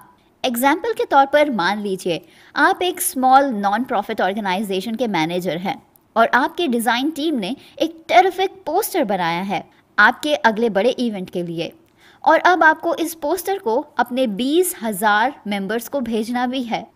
तो ऐसे में अगर आप इस काम के लिए आउटसोर्सिंग करते हैं तो शायद ये आपकी ऑर्गेनाइजेशन के लिए ओवर बजट रहेगा। तो इसीलिए अब आप इसे अपने स्टाफ के मेंबर्स से ही करवाना चाहेंगे। लेकिन यहाँ एक पोस्ट कार्ड्स काफ़ी देर से डिलीवर किए गए और अब आपके पास काफ़ी कम टाइम बचा हुआ है। तो आप ऐसे में अपने 10 लोगों के स्टाफ और साथ में कुछ और लोग जो आपके ऑफिस में काम करते हैं, उनसे इस काम को करवाएंगे जो सिर्फ 2 दिन के अंदर कंप्लीट हो जाना चाहिए। देखा जाए तो ये टास्क 4 स्टेप्स का टास्क है, जिसमें पोस्ट कार्ड्स को रोल करना है, फिर मेलिंग ट्यूब्स में डालना है, लेबल लगाना है और फिर प्रॉपर पोस्टेज लगानी है, बस। अब एज ए मैनेजर आप या तो ज़बरदस्ती अपनी टीम से ये काम करवाएंगे, दबाव डालकर अपनी टीम से कहेंगे कि तुमको इस सैटरडे और संडे यही काम करना है। तो हो सकता है कि वो आपकी बात माने, लेकिन उनके अंदर का मोरल और लॉन्ग टर्म कमिटमेंट्स नहीं बचेंगे। या फिर आप इस काम को करने के लिए अपनी टीम में से वॉलंटियर्स चाहेंगे। लेकिन ऑफ कोर्स लोगों के पास अपने वीकेंड के लिए इससे बेटर प्लान्स तो ज़रूर होंगे। तो अब इस सिचुएशन में इफ़ देन रिवॉर्ड सिस्टम आपके लिए काम कर सकता है। जैसे कि टास्क कंप्लीट होने के बाद आप एक बड़ी पार्टी होस्ट करने का प्रॉमिस कर सकते हैं, या फिर आप सभी को सर्टिफिकेट्स भी ऑफर कर सकते हैं। नहीं तो सभी टीम मेट्स को एक स्मॉल अमाउंट भी आप पे कर सकते हैं, जिससे कि उनकी प्रोडक्टिविटी को एक बूस्ट मिले। देखा जाए तो इस तरह के टेंजिबल और कंटिंजेंट रिवॉर्ड्स क्रिएटिविटी और इंट्रिंसिक मोटिवेशन को अक्सर कम कर देते हैं। लेकिन यहाँ इस तरह के काम को करवाने के लिए आपको इसकी ज़रूरत भी तो नहीं है, क्योंकि इसके लिए आपको ना तो डीप पैशन चाहिए और ना ही डीप थिंकिंग। तो यहाँ आपके लिए कैरेट एंड स्टिक फार्मूला काम कर सकता है। देखा जाए तो आप स्टिक को हटा सकते हैं, दैट मीन्स यहाँ आपके लिए कैरेट फार्मूला काम कर सकता है। तो इस तरह के नॉन रूटीन कॉन्सेप्चुअल टास्क के लिए आप रिवॉर्ड्स ऑफर कर सकते हैं, लेकिन वहीं किसी टास्क को कंप्लीट होने के बाद दिए जाने वाले रिवॉर्ड्स और सर्कमस्टांसेस पर बेस्ड रिवॉर्ड्स कभी कभी ज़्यादा क्रिएटिविटी और राइट ब्रेन वर्क के काम के लिए ठीक हो सकते हैं, स्पेशली तब जब लोगों की परफॉर्मेंस से आपको यूज़फुल इंफॉर्मेशंस मिलने वाली हो। तो देखा आपने कैसे कभी कभी आपके लिए कैरेट फार्मूला यहाँ बेस्ट परफॉर्मेंस को ट्रिगर करता है, जहाँ रूल बेस्ड टास्क परफॉर्म करने होते हैं, क्योंकि इसमें इंट्रिंसिक मोटिवेशन की ज़रूरत कम होती है। और ये तब भी ज़्यादा इफ़ेक्टिव हो सकते हैं जब इस तरह के रिवॉर्ड्स देने वाले लोग इस बात को क्लियरली बताएं कि जो टास्क आप कर रहे हैं उसकी इम्पॉर्टेंस क्या है, उसे एक्सेप्ट करें कि ये थोड़ा बोरिंग है लेकिन इसको करना ज़रूरी है, और लोगों को इस बात की ऑटोनॉमी दें कि वो इसे जैसे चाहें वैसे कंप्लीट कर सकते हैं, जिससे लोग क्रिएटिव तरीके से अपने काम को परफॉर्म कर पाएंगे। लेकिन दोस्तों यहाँ एक ट्विस्ट है, जब आप लोगों को ऐसे रिवॉर्ड्स का प्रॉमिस करते हैं तो ऑफ कोर्स लोगों की एक्सपेक्टेशंस आपसे बढ़ जाती हैं और हर बार लोग इसी तरह के रिवॉर्ड्स को आपसे और ज़्यादा एक्सपेक्ट करने लगते हैं। इसीलिए एक और तरीका है जो आप यहाँ अपना सकते हैं। First is non tangible rewards offer कीजिए, जैसे कि टीम मेट्स को प्रेज करना और पॉजिटिव फीडबैक्स देना, जो कि किसी भी कैश और ट्रॉफी से कम ही नुकसान करते हैं। इवन स्टडीज से भी ये सामने आया है कि पॉजिटिव फीडबैक्स देना लोगों के इंट्रिंसिक मोटिवेशन को इंक्रीज करता है, जो उन्हें बेटर परफॉर्म करने के लिए एनकरेज करता है। तो ऐसे में अगर आपकी डिज़ाइन टीम ने सच में अच्छा काम किया है तो आपको उनकी तारीफ में कुछ शब्द बोलने चाहिए, जैसे कि आपने सच में कमाल का काम किया है, आपके इस अमेजिंग पोस्टर को देखकर मैं बहुत से लोगों को इस इवेंट के अंदर ज्वाइन करवा पाऊंगा। ऐसे कमाल के पोस्टर के लिए आप सभी का थैंक यू। और दूसरा तरीका है कि आप उनको यूज़फुल इन्फॉर्मेशन दें, जैसे कि वर्क प्लेस में लोगों को ये जानने की इच्छा होती है कि जो भी काम उन्होंने किया है वो लोगों को कैसा लगा और वो बाकी सभी से बेहतर कैसे है, लेकिन ये मैनिपुलेटिव वे में नहीं होना चाहिए। तो ऐसे में आप अपनी डिज़ाइन टीम से सिर्फ ये कहें कि दैट पोस्टर वॉज परफेक्ट और आपने वैसा ही काम किया जैसा मैंने आपको बताया था, या आप यहाँ कह सकते हैं कि आपने सच में इसे मीनिंगफुल बनाया है, इसमें जो कलर्स आपने यूज़ किए हैं वो परफेक्टली हमारे मैसेज को डिलीवर कर रहे हैं, और साथ ही उनके एफर्ट्स और स्ट्रैटेजीज़ की भी तारीफ करें। इन शॉर्ट, अगर आप क्रिएटिव, राइट ब्रेन और ह्यूरिस्टिक टास्क के लिए पहले ही रिवॉर्ड्स को अनाउंस कर देते हैं तो ये आपकी टीम की परफॉर्मेंस को बिगाड़ सकता है। मुझे लगता है अब आप ये क्लियरली समझ पाए होंगे कि कब आपको कैरेट्स का यूज़ करना है और कब नहीं, कब आपको पहले रिवॉर्ड्स अनाउंस करने हैं और कब नहीं करने हैं। लेकिन अगर आप रिवॉर्ड्स उन्हें बाद में या काम के बीच में देंगे तो भी वो उन्हें प्रेज़ करते हुए एक्सेप्ट करेंगे। तो अगर आप चाहें तो आप अपनी टीम मेंबर्स को पॉजिटिव फीडबैक्स दे सकते हैं और उन्हें यूज़फुल इन्फॉर्मेशंस भी दे सकते हैं, क्योंकि ये उनकी परफॉर्मेंस को और ज़्यादा इम्प्रूव कर देगा। दोस्तों, नेक्स्ट चैप्टर में हम जानेंगे कि आपका मोटिवेशन कौन सा है। क्या आपका इंट्रिंसिक मोटिवेशन है या फिर एक्सट्रिंसिक मोटिवेशन टाइप के व्यक्ति हैं आप। तो दोस्तों, आइए जानते हैं कि आपका मोटिवेशन कौन सा है। क्या ये इंट्रिंसिक मोटिवेशन है या फिर ये एक्सट्रिंसिक है। देखिए, इसमें ऑथर बोलते हैं कि मोटिवेशन 3.0 सबसे बेस्ट तरीके से काम करता है, मैक्सिमम टाइम अपने आप को और दूसरों को मोटिवेट करने के लिए, जबकि कई बार पैसों से रिलेटेड मोटिवेशन इसके बिल्कुल अपोजिट एक्ट करता है, क्योंकि पैसों का मिलना सबकॉन्शियसली आपके दिमाग में ये बात डालता है कि काम सच में इतना मुश्किल और बोरिंग है कि उसको करने के लिए मुझे पैसे दिए जा रहे हैं। और वहीं इसके बिल्कुल अपोजिट, जिस काम को करने में मज़ा आता है उसके लिए तो उल्टा लोग हमें पैसे देते हैं, और इसीलिए इंट्रिंसिक मोटिवेशन एक्सट्रिंसिक मोटिवेशन से कई बार बेहतर होता है। आइए जानते हैं कैसे। ज़्यादातर लीडर्स का मानना है कि किसी भी ऑर्गेनाइजेशन में लोगों का काम करने में मन नहीं लगता है और वो हर मुमकिन कोशिश करते हैं काम को अवॉइड करने के लिए, और इसीलिए लोग रिस्पॉन्सिबिलिटीज़ लेने से भी डरते हैं। उन्हें हर चीज़ की सिक्योरिटी चाहिए होती है और साथ ही कोई ऐसा भी चाहिए होता है जो उन्हें ये बताए कि उन्हें करना क्या है। ऐसे में ये कहना बिल्कुल भी गलत नहीं होगा कि ऐसे लोग किसी बिना चेहरे वाले मिनियन से कम नहीं कहलाएंगे, और रिजल्ट के तौर पर उन्हें कंट्रोल किया जाता है, उन्हें थ्रेटेंड किया जाता है, पनिशमेंट्स का डर दिखाकर काम करवाया जाता है ताकि मैनेजर्स ऑर्गेनाइजेशन के गोल्स को अचीव कर सके। इसीलिए ऑथर कहते हैं कि अगर लोगों के अंदर इंट्रिंसिक मोटिवेशन हो तो उनको ऐसे फोर्स ही नहीं करना पड़ेगा उनका खुद का काम करने के लिए, जो कि किसी हद तक सही भी है। और देखा जाए तो दोस्तों, एक्सट्रिंसिक मोटिवेशन में लोगों के लिए किसी काम को करने के लिए किसी बाहरी फैक्टर की ज़रूरत होती है, जिसे कि आप लालच का नाम भी दे सकते हैं, जैसे कि ज़्यादा पैसों का मिलना, ट्रॉफीज़ मिलना, और इसके बाद जो काम को ख़त्म करने की खुशी होगी वो तो उनके लिए सेकेंडरी ही होती है। लेकिन वहीं इंट्रिंसिक मोटिवेशन में लोग फ्रीडम, चैलेंजेस और पर्पस के थ्रू मोटिवेटेड रहते हैं और बाकी सभी चीज़ों को वो बोनस के तौर पर देखते हैं। ऑथर मानते हैं कि इंट्रिंसिक बिहेवियर बनाया जाता है क्योंकि ये किसी को भी बचपन से नहीं मिलता है। ये पूरी तरह से आपकी सोच पर निर्भर करता है कि आप किसी भी काम को कैसे देखते हैं। आप लर्निंग एटीट्यूड रखते हुए अपने एक्सट्रिंसिक मोटिवेशन को इंट्रिंसिक मोटिवेशन में भी कन्वर्ट कर सकते हैं, क्योंकि किसी काम को करना नहीं करना ये प्रॉपरली आप ही की विश पर डिपेंड करता है। ये किसी भी इंसान के लिए और उसके बिहेवियर का कोई फिक्स्ड ट्रेट नहीं होता है। ये एक झुकाव की तरह होता है जो सिचुएशंस मतलब अलग अलग परिस्थितियों और उनसे क्रिएटेड आपके एक्सपीरियंसेस और उससे रिलेटेड आपकी सोच से बनता है।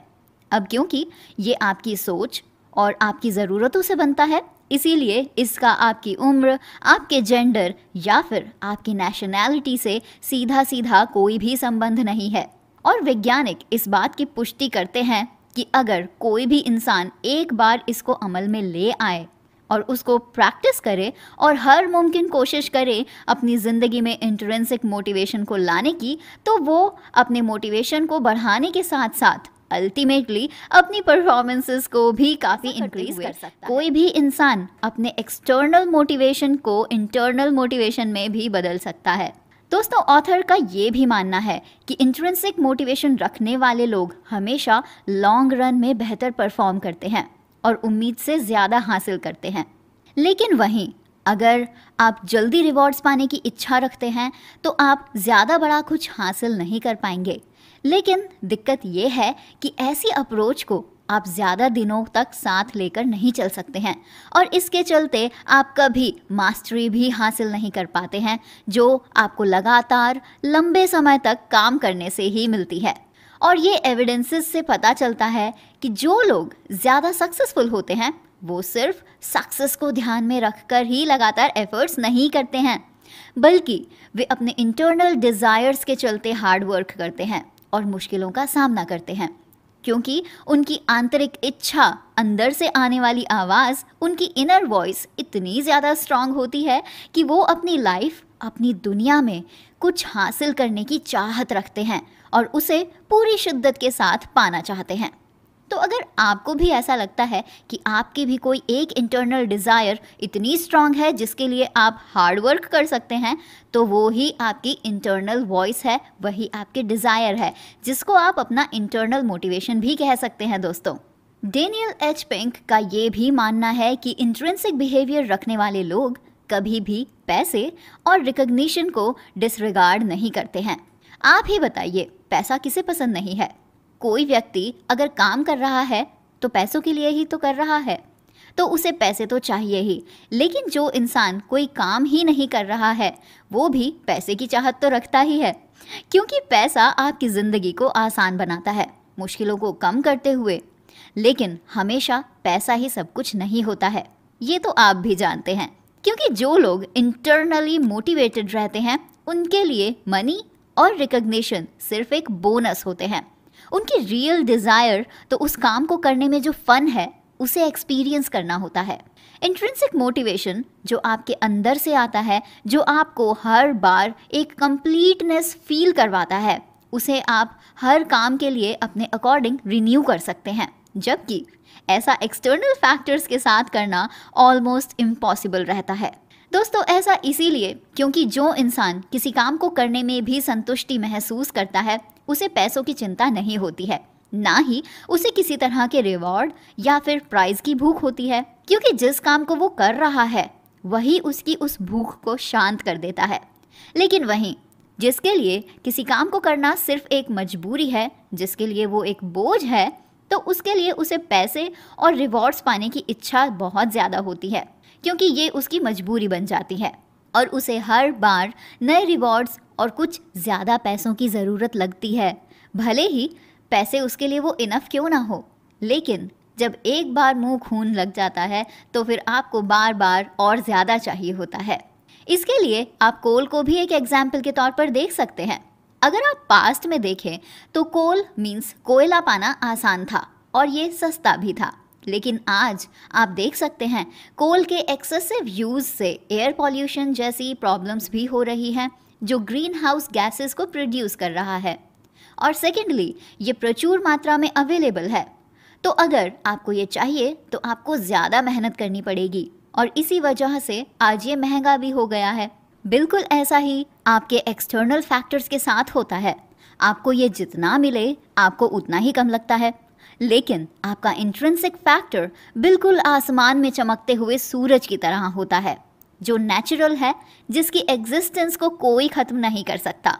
ये क्लीन एनर्जी के एक सोर्स के जैसा है, जो बिल्कुल भी महंगा नहीं है, ये सेफ है और अनगिनत टाइम आप इसे यूज कर सकते हैं।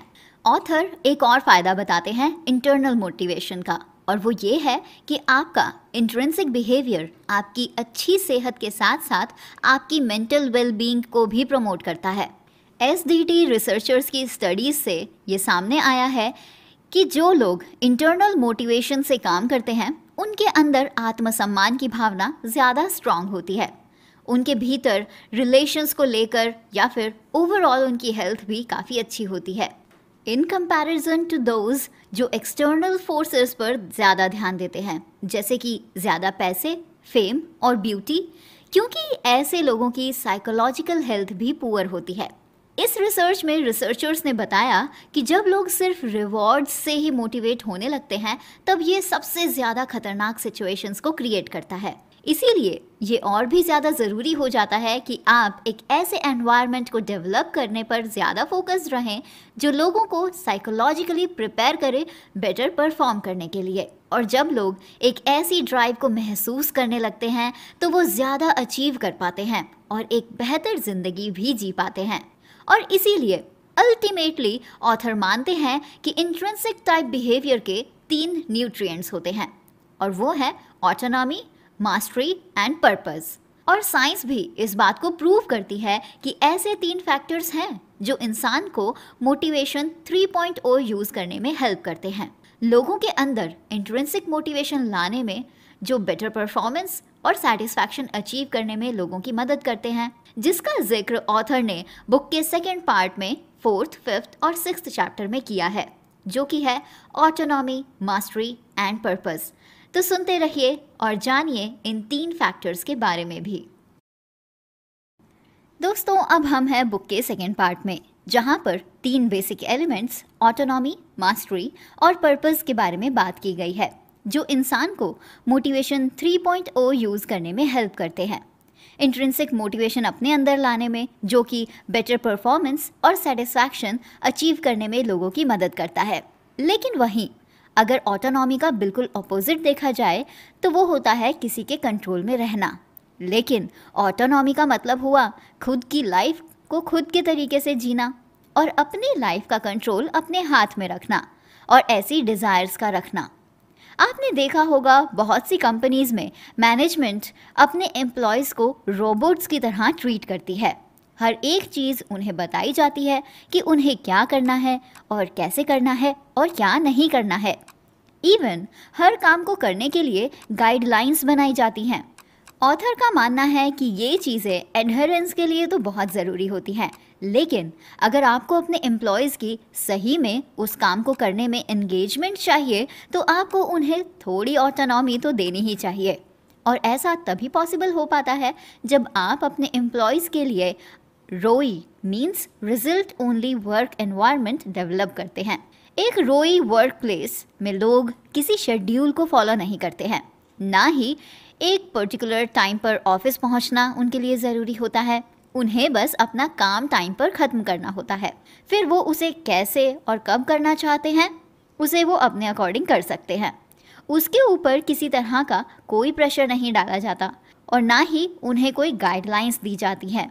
ऑथर ने इसे एक एग्जाम्पल से समझाने की कोशिश की है और बताते हैं कि मैनेजमेंट का मतलब लोगों के सिर पर खड़े होकर काम करवाना नहीं होता है और ना ही उनके वर्क प्लेस कैबिन्स में जाकर बार बार चक्कर काट कर देखना होता है, बल्कि ऐसी कंडीशंस को डेवलप करना होता है ताकि एम्प्लॉयज़ अपना बेस्ट दे सके, जैसे कि एटलासियंस ने किया, जो कि एक ऑस्ट्रेलियन सॉफ्टवेयर कंपनी थी जिसने अपने ग्रेट कंप्यूटर कोड्स और स्मार्ट बिजनेस प्रैक्टिसेस से अपनी कंपनी को एक अलग पहचान दिलाई।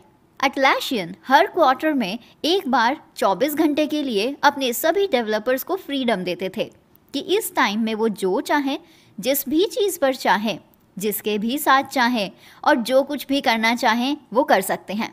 बस एंड में उन्हें रिजल्ट्स दिखाने होते थे कि उन्होंने किया क्या है, जिसे वो एक फन मीटिंग में डिस्कस करते थे अपनी पार्टी के दौरान। और इसका रिजल्ट ऐसा होता था कि सिर्फ 24 घंटे में बहुत से एम्प्लॉयज़ इनोवेटिव आइडियाज़ फाइंड कर लेते थे और न्यू कोड्स को भी निकाल लेते थे जो कि डिफरेंट और अनबिलीवेबल होते थे। हमने हमेशा यह सुना है और यह देखा भी है कि सिर्फ पैसा एक ऐसी चीज है जिसे आप खो देते हैं, लेकिन अगर आप इनफ पे नहीं करते हैं तो आप लोगों को भी खो सकते हैं। दैट मीन्स मनी एक मोटिवेटर नहीं है, लेकिन मनी से आप क्या वैल्यूज दे रहे हैं वो मैटर करता है। और इन्हीं फीचर्स में से एक है ऑटोनॉमी, जिसके बारे में अभी आपने जाना कि ऑटोनॉमी क्या होती है। ऑटोनॉमी अचीव करने के लिए आप भी इन 4 एस्पेक्ट्स को ध्यान में रख सकते हैं, और ये 4 टीज हैं: टास्क, टाइम, टेक्निक और team. And first T is task, and task here means आप जो कर रहे हैं उस पर आपका पूरा कंट्रोल होना। जिस भी काम को आपको करना अच्छा लगता है वही आपको करना चाहिए, क्योंकि उसी में तो आप क्रिएटिव कुछ कर पाते हैं।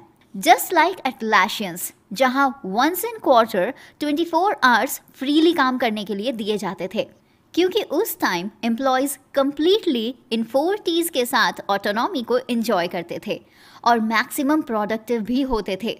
बाद में एटलाशियंस ने इस क्वार्टर को कम कर दिया और एक महीने में 20 बार जो भी व्यक्ति जैसे और जिस भी प्रोडक्ट पर बिताना चाहे वो बिता सकते हैं, जिसने अल्टीमेटली प्रोडक्टिविटी को और ज़्यादा इम्प्रूव किया था। बिल्कुल ऐसे ही गूगल भी करती है।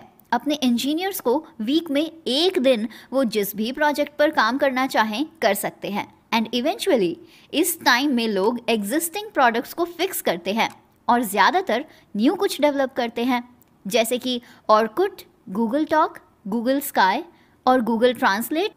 ये सभी आइडियाज उस 20% ऑटोनॉमी टास्क के ही आउटपुट हैं। दैट मीन्स आपको बस अपने एम्प्लॉयज़ को और अपने आप को ये बताने की ज़रूरत है कि आपको करना क्या है, कैसे करना है ये बताने की ज़रूरत नहीं है, और ऑटोनॉमी के साथ आपको उसे करना चाहिए और करने देना चाहिए। Now second T, and second T is time, and time here means time freedom देना। काम किस समय करना है ये ना बताया जाए, बस एक लिमिटेड टाइम ड्यूरेशन का होना ज़रूरी है। स्कॉट एडम्स फ्रॉम डिल्बर्ट क्रिएटर ने लिखा है कि मेरी सक्सेस के लिए शेड्यूल पर मेरा पूरा कंट्रोल होना बहुत ज़्यादा ज़रूरी है, और इससे ज़्यादा इम्पॉर्टेंट कुछ भी नहीं है, क्योंकि मैं सबसे ज़्यादा क्रिएटिव रात में 9 बजे से सुबह के 5 के बीच में होता हूँ। ऐसे में अगर मेरा कोई बॉस या फिर मेरा कोवर्कर हो तो वो मेरी इन बेस्ट वर्किंग आवर्स को ख़राब कर देंगे, क्योंकि लोगों के लिए वर्किंग आवर्स सुबह के 9 से शाम के 5 बजे तक ही होते हैं। So in that sort of time की फ्रीडम होने से भी ऑटोनॉमी को बूस्ट मिलता है। Now third T is technique, और टेक्निक का मतलब यहाँ ये है कि आप किसी टास्क को कैसे करना चाहते हैं उसकी फ्रीडम का होना। दोस्तों, टेक्निक्स की फ्रीडम होने से भी लोगों की प्रोडक्टिविटी को बूस्ट मिलता है। आपने देखा होगा बहुत से कॉल सेंटर्स में कस्टमर रिप्रेजेंटेटिव्स को एक स्क्रिप्ट पकड़ा दी जाती है, जिसे फॉलो करते हुए उन्हें अपने कॉलर्स को आंसर देना होता है। और शायद यही वजह है कि कोई भी रिप्रेजेंटेटिव 1 साल से ज़्यादा टाइम सेम कंपनी में नहीं रहता है। वहीं इसके बिल्कुल अपोजिट ज़ैपोज़, जो कि एक शू रिटेलर कंपनी है, उसके फाउंडर टोनी शे अपने कस्टमर रिप्रेजेंटेटिव्स को ना तो मॉनिटर करते हैं और ना ही उन्हें कोई स्क्रिप्ट प्रोवाइड करते हैं। वो अपने रिप्रेजेंटेटिव्स पर इस टास्क को उनके तरीके से हैंडल करने के लिए छोड़ देते हैं। बस उनका काम है अपने कस्टमर्स को सही सर्विसेज देना। अब वो इसे कैसे करेंगे ये एंटायरली उन पर डिपेंड करता है। And as a result Zappos consistently United States की बेस्ट कंपनीज में रैंक कर रही है, बेहतर कस्टमर सर्विसेज प्रोवाइड करने में। देखा आपने रिजल्ट कितना चौंका देने वाला है। चलिए अब फोर्थ टी के बारे में बात करते हैं, दैट इज़ टीम। किसी भी काम को आपको किसके साथ मिलकर करना है ये आपके ऊपर डिपेंड करता है।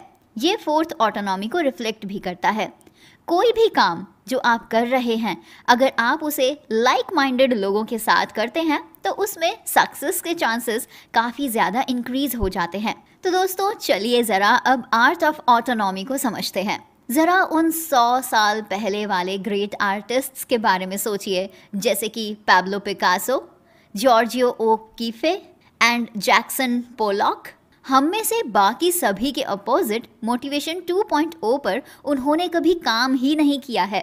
उन्हें कभी किसी ने नहीं बताया कि उन्हें कैसे और कौन सी पेंटिंग्स बनानी है, कब पेंट करना है, कितने बजे और किन लोगों के साथ बैठकर उन्हें पेंटिंग करनी है। और पेंटिंग ऐसी होनी चाहिए या पेंटिंग वैसी होनी चाहिए। ये सुनकर आपको थोड़ा अटपटा लग रहा होगा कि हाँ भला ऐसा करने की ज़रूरत ही क्या है, जो जैसे चाहे वो वैसे काम कर सकता है।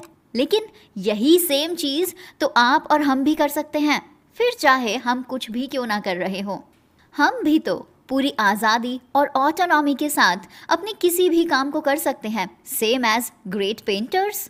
ऑथर का मानना है कि ऑटोनॉमी को एनकरेज करने का मतलब अकाउंटेबिलिटी को डिस्करेज करना तो बिल्कुल नहीं होता है। आपके वर्क एरिया में जैसे काम किया जाता है उसे फॉलो करते हुए जो टास्क आप कर रहे हैं उसे विलिंगली करें। अपने टाइम, अपनी टेक्निक और अपनी डिज़ायर्ड टीम के साथ करते हुए उसे कंप्लीट करना उसे मोर एंगेजिंग, एंटरटेनिंग और इंटरेस्टिंग बनाता है। तो दोस्तों, नेक्स्ट 5th चैप्टर में हम बात करेंगे कि आप अपने काम में महारत कैसे हासिल कर सकते हैं मास्टरी को पाते हुए। तो सुनते रहिए। Now number 2 is mastery. हम सब के अंदर एक अर्ज होती है बेटर होने की, किसी भी एक स्पेसिफिक स्किल को बेटर करने की। इसीलिए आपने कई बार देखा होगा कई लोगों को एक म्यूज़िकल इंस्ट्रूमेंट बजाते हुए अपने फ्री टाइम में और बिना पैसे मिले काम करते हुए। ऐसा इसीलिए क्योंकि लोगों को उसमें मज़ा आता है। ज़रा इमेजिन कीजिए एक ऐसा बिजनेस मॉडल जिसमें दुनिया भर से टैलेंटेड और स्किल्ड लोग मिलकर काम करेंगे एक हाईली स्किल्ड रिक्वायर्ड प्रोजेक्ट पे, लेकिन वो इस काम को करने के पैसे नहीं लेंगे। वो हफ्ते में 20 से 30 घंटे ज़रूर लगाएंगे और फ्री में काम करेंगे। और बस इतना ही नहीं, काफ़ी मेहनत के बाद जब वो प्रोजेक्ट कंप्लीट हो जाएगा तो फिर वो लोगों को बेचेंगे नहीं बल्कि उन्हें फ्री में दे देंगे और इसी से एक बड़ी कंपनी बनेगी। आप शायद सोच रहे होंगे कि भाई आखिर ऐसे कौन करता है, और अगर कोई करेगा भी तो शायद वो पागल ही होगा। लेकिन जो मैंने अभी आपको बताया वो रियली किया गया है और ऐसे लोग आज भी कर रहे हैं। आपने लाइनक्स का नाम तो सुना ही होगा। ये आज सारी कंपनीज के सर्वर्स को संभाल रहा है और शायद ये बात बहुत ही कम लोग जानते हैं कि लाइनक्स की शुरुआत कुछ इंजीनियर्स ने बस ऐसे ही की थी अपने फ्री टाइम में, एक ऐसा सॉफ्टवेयर डेवलप करके जिसके लिए कोई चार्ज नहीं किया जाता था। और इसी का एक फ्रेश एग्जाम्पल है विकिपीडिया, जिसने एनसाइक्लोपीडिया को रिप्लेस कर दिया है। आप सोच रहे होंगे कि जब लोगों को उनके किए जाने वाले काम के लिए पैसे मिल सकते हैं तो आखिर क्यों कुछ लोग इतने स्किल्ड होने के बाद भी अपने बिजी स्केड्यूल में से टाइम निकाल कर इतने कॉम्प्लेक्स टास्क क्यों करते हैं। अगर एक प्योर इकोनॉमिस्ट के नज़रिए से देखा जाए तो ऐसा करना काफ़ी अजीब है, लेकिन इसका जवाब भी उतना ही मज़ेदार है। लोग ऐसा करते हैं बिकॉज उन्हें ऐसे चैलेंजेस को एक्सेप्ट करना अच्छा लगता है और वो उस टास्क को करने में मास्टरी फील कर पाते हैं और साथ ही उन्हें एक सेंस ऑफ कंट्रीब्यूशन भी फील होता है, जो कि एक सुपीरियर फीलिंग है मेरे ख्याल से। और इसीलिए दोस्तों, ऑटोनॉमी हासिल करने के बाद जो सेकंड चीज़ है मोटिवेशन 3.0 की, वो है मास्टरी हासिल करना। और मास्टरी अचीव करने के 3 लॉज होते हैं। Mastery is a mindset, mastery is a pain and mastery is an asymptote. तो आइए सबसे पहले लॉ के बारे में is a mindset. According to Carol Dweck, जो कि एक साइकोलॉजी प्रोफेसर हैं स्टैनफोर्ड यूनिवर्सिटी में, उन्होंने डिस्कवर किया और बताया कि जैसा लाइफ में बहुत सी चीज़ों के साथ होता है, बिल्कुल वैसे ही मास्टरी हासिल करना हमारे दिमाग में होता है। कैरल ड्वेक ने अपनी बुक में ग्रोथ माइंडसेट और इंक्रीमेंटल माइंडसेट के बारे में बताया है। उनका कहना है कि मास्टरी हासिल करने के लिए किसी भी इंसान को एक अच्छा लर्नर बनना चाहिए, क्योंकि जब आपका मोटिव लर्निंग और नई चीज़ों को सीखने का होता है तब आप उसे और गहराई से जानने के लिए तैयार होते हैं। क्योंकि ऐसे माइंडसेट के साथ आप हमेशा कुछ सीखने के लिए उत्सुक रहते हैं, ना कि किसी स्किल में सिर्फ स्मार्ट कहलाना चाहते हैं। और इसी से तो आपको मास्टरी हासिल होती है। Now second law of mastery is pain. Mastery achieve करना आपको पेन देगा। ऐसा इसीलिए क्योंकि एक ही चीज़ को बार बार करना और बार बार प्रैक्टिस करते रहना, अपने कंफर्ट जोन से बाहर जाना आपके लिए ऑफ कोर्स आसान तो नहीं होगा। और इसीलिए कहा जाता है दैट मास्टरी इज पेन।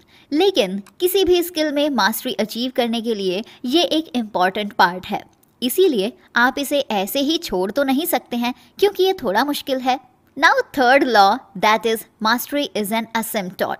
असिम्पटोट यहाँ एक हॉरिजॉन्टल लाइन है जो कि एक कर्व्ड लाइन के पास तक तो जरूर जाती है, लेकिन इनफाइनाइटली ये कभी नहीं मिलती है। इसका मतलब ये है कि मास्टरी अल्टीमेटली कभी अचीव ही नहीं की जा सकती, क्योंकि हमेशा एक नेक्स्ट लेवल आपके लिए तैयार रहता है लाइफ में, जिसे सीखने के बाद आप कुछ और नया भी सीख सकते हैं, क्योंकि हमेशा कुछ नया सीखने की गुंजाइश रहती ही है। दोस्तों, देखा जाए तो किसी भी इंसान के लिए मास्टरी हासिल करना कोई आसान बात नहीं है। हम इस पूरे प्रोसेस में बस इतना ही चाहते हैं कि जो भी हम कर रहे हैं उसे दिल लगा कर करें, ताकि फ्यूचर में हमें अपने किसी भी पास्ट एक्शन का रिग्रेट ना हो। लेकिन मास्टरी आप उस स्टेट को अचीव करने को भी कह सकते हैं जिसे फ्लो कहा जाता है। ये एक ऐसी स्टेट है जहां आप बस बहते चले जाते हैं, और फ्लो की स्टेट में तभी कोई इंसान पहुंच सकता है जब कोई इंसान अपने काम में मग्न होता है, जब कोई बिना घड़ी देखे बस अपने काम को पूरा करने की इच्छा रखता है। और हैरानी की बात तो ये है कि फ्लो की स्टेट कोई इंटेंशनली क्रिएट कर ही नहीं सकता है, ये स्टेट अपने आप अचीव की जाती है। बल्कि मास्टरी हासिल करने के लिए जिन 3 लॉज के बारे में अभी आपने जाना था, वो आप इंटेंशनली क्रिएट कर सकते हैं, और उसी के बाद आप फ्लो को भी फील कर सकते हैं।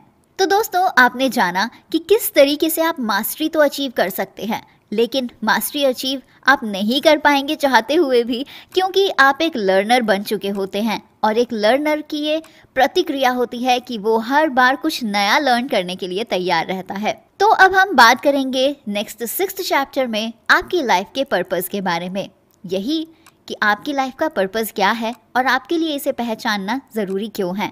तो बने रहिए हमारे साथ और सुनते रहिए। अब बारी है एम्प के 3rd एक्रोनिम वर्ड की एंड चैप्टर 6 के बारे में जानने की, दैट इज पर्पस।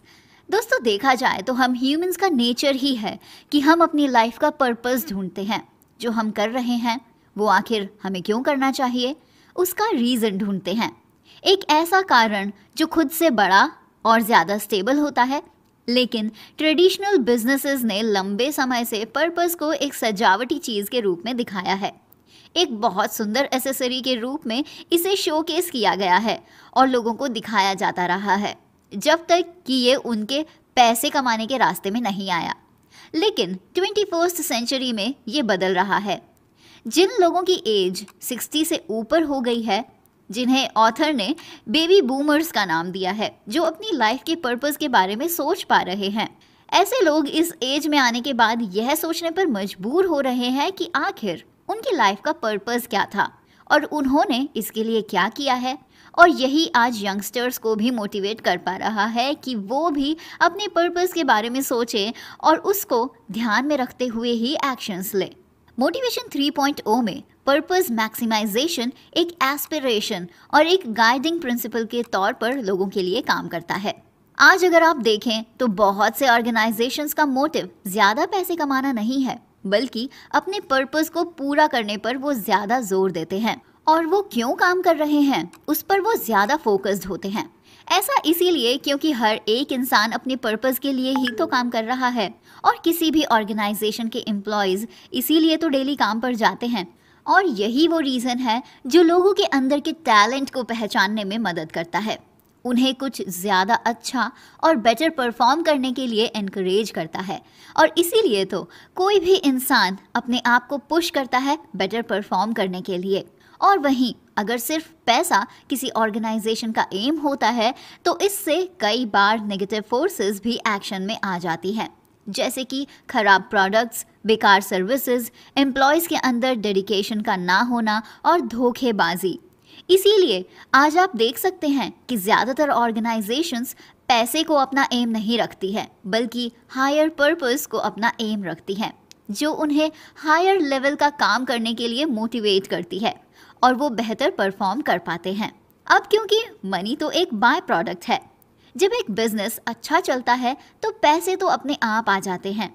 इसीलिए ज़रूरी है हर किसी के लिए अपने पर्पस को सॉल्व करना और उसे ही कल से बेहतर बनाना। ऑथर बताते हैं कि बहुत से साइकोलॉजिस्ट्स एंड इकोनॉमिस्ट्स ने ये पाया है कि मनी और हैप्पीनेस के बीच का रिलेशन काफ़ी कमज़ोर होता है। पिछले चैप्टर्स में कुछ एक्सपेरिमेंट्स के थ्रू आपने ये जाना भी था। ज़्यादा कैश प्राइजेस ने कैसे लोगों की परफॉर्मेंसेस और उनके सेटिस्फैक्शन लेवल्स को डिग्रेड किया था। इन शॉर्ट, अगर मैं ये कहूँ कि हम जो करते हैं उसे करने की बर्निंग डिज़ायर रखना और किसी और के लिए, सोसाइटी के लिए कुछ अच्छा करने की सोच रखना, तो ये गलत नहीं होगा। ये एक ऐसा बड़ा पर्पस कहलाएगा जो आपको हमेशा मोटिवेट करता है। हर एक पर्पस को पूरा करने के लिए आपको खुद से 2 बड़े सवाल पूछने चाहिए, जैसे कि आपका वो बड़ा पर्पस क्या है जो अल्टीमेटली आप अचीव करना चाहते हैं, और उसके बाद आपको अपने आप से दूसरा क्वेश्चन ये पूछना है कि उस बड़े पर्पस को सॉल्व करने के लिए आज आप क्या करेंगे जो आपने अपने आप को बेटर करने के लिए किया होगा। और ये वही स्मॉल टास्क होगा जो आपके बिग पर्पस को कंप्लीट करने का काम करेगा। साइंस भी इस बात को प्रूव करती है कि हायर परफॉर्मेंस का सीक्रेट आपकी बायोलॉजिकल ड्राइव्स नहीं है और ना ही हमारे लिए ऐसा कोई रिवॉर्ड और पनिशमेंट सिस्टम काम करता है। लेकिन दोस्तों, ये वो थर्ड ड्राइव है जो हमारे अंदर छुपी हुई है, हमारी चाहतों को और ज़्यादा स्ट्रॉन्ग बनाती है, हमें इतना कैपेबल बनाती है, जो हमारी लाइफ को एक डायरेक्शन देता है। और यही थर्ड ड्राइव आपके अंदर की क्षमताओं को, आपकी एबिलिटीज़ को एक्सटेंड और एक्सपैंड करती है, एक पर्पसफुल लाइफ को लीड करने में आपकी मदद करती है। एट द एंड ऑथर बोलते हैं कि अगर हम लोगों को लोगों की तरह ही ट्रीट करना स्टार्ट कर दें, ना कि जानवरों की तरह जिसे या तो स्टिक से मारा ही जाए, नहीं तो खाने का लालच ही दिया जाए। हमें हमेशा खुद को और दूसरों को ऐसी चीज़ों से मोटिवेट करने की जगह अगर हम अपने पैशन से मोटिवेट होंगे और दूसरों के अंदर पैशन क्रिएट करेंगे, तो ये चीज़ रियलिटी में उन्हें मोटिवेटेड रखेगी किसी भी काम को करने के लिए। इसीलिए ये ज़रूरी है पैशन और पर्पस को आपको याद रखना है और उसी को याद रखते हुए आपको मास्टरी अचीव करने के बारे में भी सोचना है। और ऑटोनॉमी पे फोकस करिए, क्योंकि यही सबसे ज़्यादा ज़रूरी चीज़ है। मोटिवेशन के लिए देखा जाए तो अब तक शायद आप ये बात समझ ही गए होंगे कि आपको मोटिवेशन 3.0 अचीव करने के लिए अपने पैशन पर काम करना होगा। आपका पैशन ही आपको अपनी लाइफ को जीने का एक पर्पस देता है और आपको अपनी लाइफ में मास्टरी अचीव करने में भी हेल्प करता है। क्योंकि अगर आप अपने पैशन पर काम करेंगे तो आप उसे बार बार लगातार कर सकते हैं बिना बोर हुए, और ऐसा करते हुए ही आप फ्लो की स्टेट तक भी पहुंच सकते हैं। पैशन को फॉलो करते हुए आपके पास ऑटोनॉमी भी ज़्यादा होती है और तब आप अपने तरीके से काम करने के लिए बिल्कुल फ्री होते हैं और अपना 100% भी दे सकते हैं, क्योंकि आप उसे एंजॉय करते हैं, ना कि किसी के ऑर्डर्स को फॉलो करते हैं। इसीलिए अगर आप चाहते हैं अपने काम में मास्टरी हासिल करना, तो पैशन पर काम करना चाहिए। लेकिन दोस्तों, एक सवाल अब ये उठता है कि आप कैसे पहचान सकते हैं कि आखिर आपका पैशन क्या है? तो उसके लिए आपको अपना फ्लो टेस्ट करना चाहिए, मिहाली की मेथडोलॉजी को फॉलो करते हुए। इसमें आपको अपने लिए कुछ 40 अलार्म्स सेट करने हैं रैंडम टाइम इंटरवल्स पर, और आपको अपने बारे में कुछ बातें लिखनी है, जैसे कि आप अभी कहाँ हैं और आप क्या कर रहे हैं और आप कैसा फील कर रहे हैं और आप किसके साथ हैं। और दूसरा, आप दिन में कितनी बार फ्लो की स्टेट में जाते हैं जब आपका अपने काम के अलावा किसी और चीज़ पर ध्यान नहीं जाता है। तीसरा, कितनी बार आपको ऐसा महसूस होता है कि आप काफ़ी डिस्ट्रेस्ड हैं और आप अपना ध्यान नहीं लगा पाते हैं अपने काम पर। फोर्थ वन इज़, अगर आपको अपने जॉब सिलेक्शन या फिर करियर पर डाउट है, तो अभी तक जो कुछ भी आपने अपने बारे में लिखा है वो कैसे आपकी हेल्प कर सकता है अपना पैशन ढूंढने के लिए और अपना इंट्रिंसिक मोटिवेशन ढूंढने के लिए। वैसे अपने पैशन को ढूंढना और उसके लिए काम करना इतना भी मुश्किल नहीं होता है जितना कि कई लोग सोचते हैं, जितना कि हर एक आम इंसान को लगता है। तो कैसे ढूंढ सकते हैं आप अपने पैशन को? आइए जानते हैं बुक के लास्ट 3rd पार्ट से। बुक के थर्ड पार्ट में ऑथर ने आपके लिए एक ऐसी टूल किट मेंशन की है जिसमें वो सभी टिप्स दिए गए हैं। उन सभी बातों को रियल लाइफ में इम्प्लीमेंट करने के लिए कुछ वर्किंग मेथड्स के बारे में भी बताया गया है जो आपकी हेल्प कर सकते हैं। फिर भले ही आप चाहे एक कंपनी के ओनर हो, अपने करियर के लिए सही राह की तलाश में हो, या फिर आप अपने बच्चों के भविष्य को उज्जवल बनाना चाहते हो, यहाँ पर आपको आपके लिए कोई ना कोई हल ज़रूर मिलेगा। तो आइए जानते हैं कि इस टाइप आई टूल किट में आपके लिए क्या है। इसमें सबसे पहले कुछ 9 स्ट्रैटेजीज के बारे में बताया गया है जो उन सभी लोगों के लिए काम करेंगी जो अपने अंदर के मोटिवेशन को जगाने और उसे हमेशा बरकरार रखना चाहते हैं। पहले तो आपके लिए इस बात को जानना ज़रूरी है कि इस टाइप का मोटिवेशन बनाया ही जा सकता है अपनी इच्छा से, क्योंकि ये आपको बचपन से ही नहीं मिलता है। It means type I's are made and not born. तो इन 9 स्ट्रैटेजीज में सबसे पहली स्ट्रैटेजी है कि आप अपने लिए एक फ्लो टेस्ट को कंडक्ट करें ताकि आप अपने लिए उस काम को पहचान सकें जो आपके लिए करना ज़रूरी है और जिसके करने से आप कभी थकते ही नहीं हैं। और ये वही मेथड है जो मेहाली ने डिस्कवर किया था, जिसका जिक्र लास्ट 6th चैप्टर में अपने पर्पस को पहचानने के लिए भी किया था। इसमें आपको अपने लिए कुछ 40 रैंडम अलार्म्स को सेट करना है रैंडम टाइम इंटरवल्स पर, और आपको अपने बारे में कुछ बातें लिखनी हैं, जैसे कि सबसे पहले आप अभी कहाँ हैं, आप क्या कर रहे हैं और आप कैसा फील कर रहे हैं और आप किसके साथ हैं। आपको सबसे पहले यह लिखना है। और दूसरी चीज़, आप दिन में कितनी बार फ्लो की स्टेट में जाते हैं जब आपका ध्यान अपने काम के अलावा किसी भी और चीज़ पर नहीं होता है। तीसरी चीज़, कितनी बार आपको ऐसा महसूस होता है कि आप काफ़ी डिस्ट्रैक्टेड हैं और आपका ध्यान आपके काम में नहीं लग रहा है।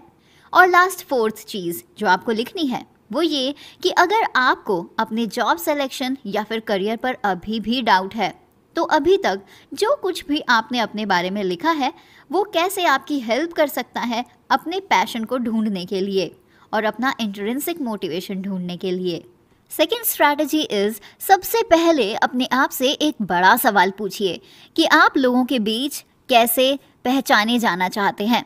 आपके लिए वो कौन सा ऐसा सेंटेंस होगा जो आपके लिए परफेक्टली बोला जाएगा, जो कि आपकी लाइफ को डिस्क्राइब कर दे। जैसे कि आप एक ऐसे इंसान हैं जिन्होंने अपने बच्चों को एक अच्छी परवरिश दी है और आपके बच्चे अब बड़े होकर काफ़ी खुश हैं और अच्छे से अपनी ज़िंदगी को बिता रहे हैं। या फिर आप एक ऐसे इंसान हैं जिन्होंने एक ऐसा डिवाइस इन्वेंट किया जो कि लोगों की ज़िंदगियों को आसान बना रहा है। या फिर आपकी वजह से आज बहुत से बच्चों को पढ़ने का मौका मिल रहा है। या फिर आप एक ऐसे इंसान हैं जो सभी की काफ़ी केयर करते हैं और इस बात की चिंता किए बिना कि आपको उससे क्या फ़ायदा होगा।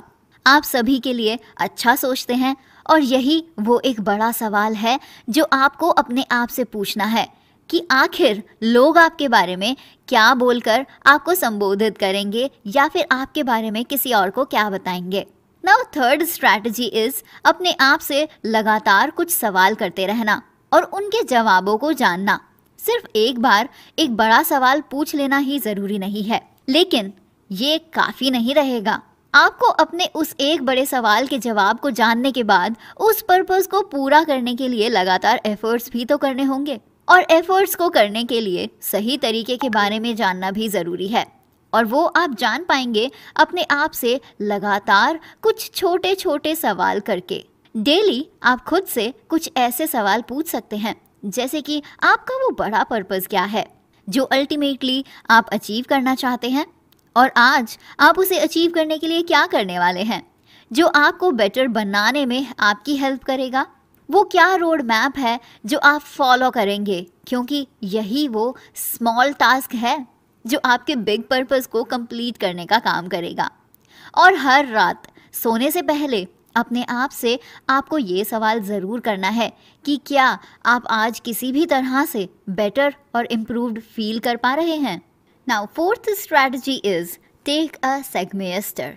आप शायद सोच रहे होंगे कि यहाँ सेगमेस्टर का क्या मतलब है।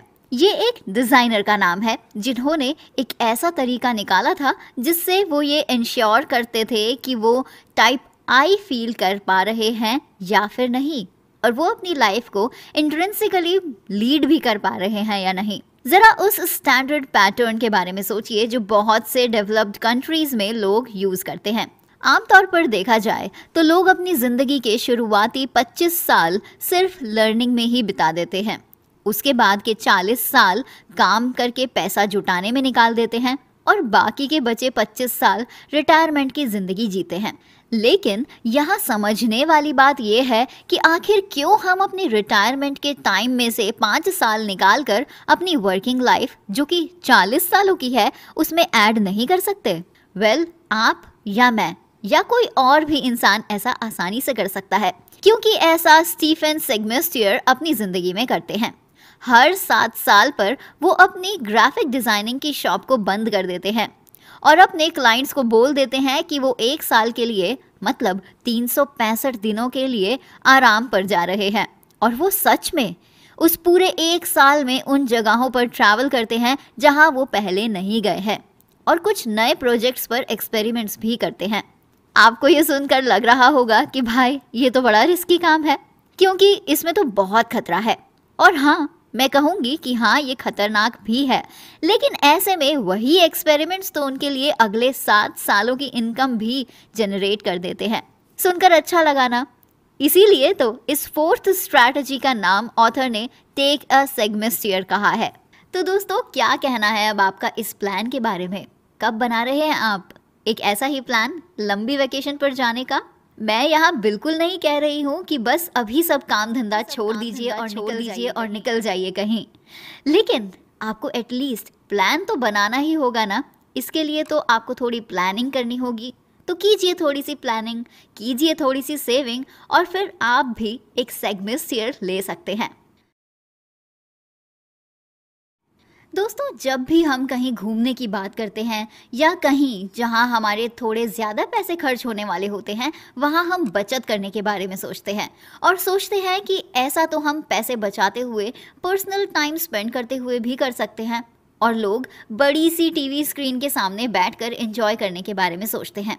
लेकिन आप ही बताइए कि क्या आप टीवी स्क्रीन पर कुछ फील कर पाएंगे, कुछ ऐसा एक्सपीरियंस कर पाएंगे जो आप नेचर के क्लोज जाकर महसूस कर सकते हैं? देखा जाए तो सच में ये पर्सनल एक्सप्लोरेशन आप कहीं बाहर निकले बिना कर ही नहीं पाएंगे, और ये एक रियलिस्टिक तरीका है जो हमें अपने बारे में ज़्यादा अटेंटिव बनाने के साथ साथ हमारे अंदर एक फायर को भी ब्लो करता है। तो इसीलिए आपके लिए एक सेगमेस्टियर या फिर एक छोटा सा ब्रेक लेना ज़रूरी हो जाता है। नाउ अब बात करते हैं 5th स्ट्रैटेजी के बारे में, एंड दैट इज़ अपने आप को अपनी परफॉर्मेंसेस पर खुद ही रिव्यूज़ दें। डगलस मैकग्रेगोर ने जो तरीका बताया है उससे हम अपनी परफॉर्मेंसेस को खुद ही एनालाइज कर सकते हैं। कैसे? आइए जानते हैं। सबसे पहले तो आपका गोल क्या है वो डिसाइड करें, जो कि लर्निंग गोल हो सकता है, और उसमें आपके परफॉर्मेंस गोल्स भी होने चाहिए कि किसी काम को करने का तरीका जो आपने सोचा था क्या वो सही तरह से काम कर रहा है। फिर हर महीने आप अपने आप को अपनी परफॉर्मेंस के हिसाब से अप्रेजल दें।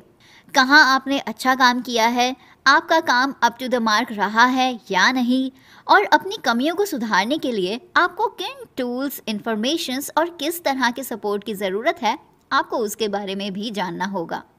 जैसे कि दोनों तरह के गोल्स सेट कीजिए, शॉर्ट और लॉन्ग, ताकि आप आसानी से इवैल्यूएट कर पाएँ कि आपने कहाँ कैसे काम किया है। इस बात का भी ध्यान रखें कि आपका हर एक स्मॉल स्टेप आपके लार्जर पर्पस को सॉल्व करने पर ही फोकस्ड होना चाहिए।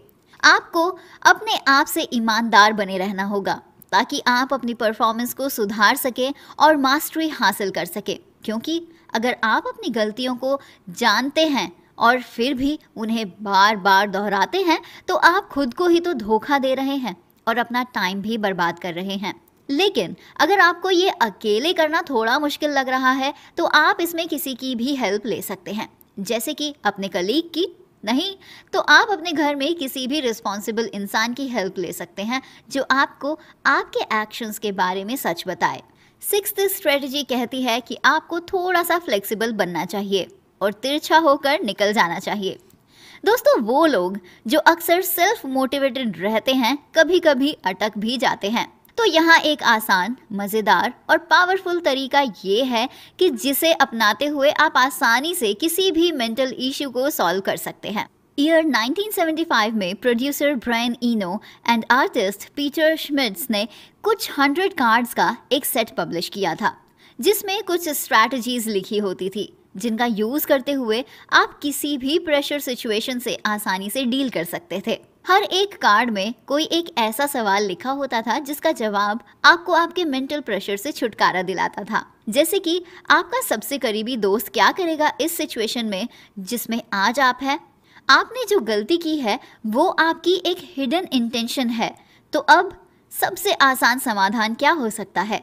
किसी भी काम को दोबारा दोबारा करना ही परिवर्तन का एक रूप है, इसीलिए जो आपको आसान लगता है उसे टाले नहीं। इसी तरह के कार्ड्स आपको भी आपकी किसी भी प्रॉब्लम के सॉल्यूशन को ढूंढने में आपकी मदद कर सकते हैं। तो दोस्तों, अगर आप भी ऐसे कार्ड्स को अपने लिए बाय करना चाहते हैं तो आप इन्हें ऑनलाइन ढूंढ सकते हैं।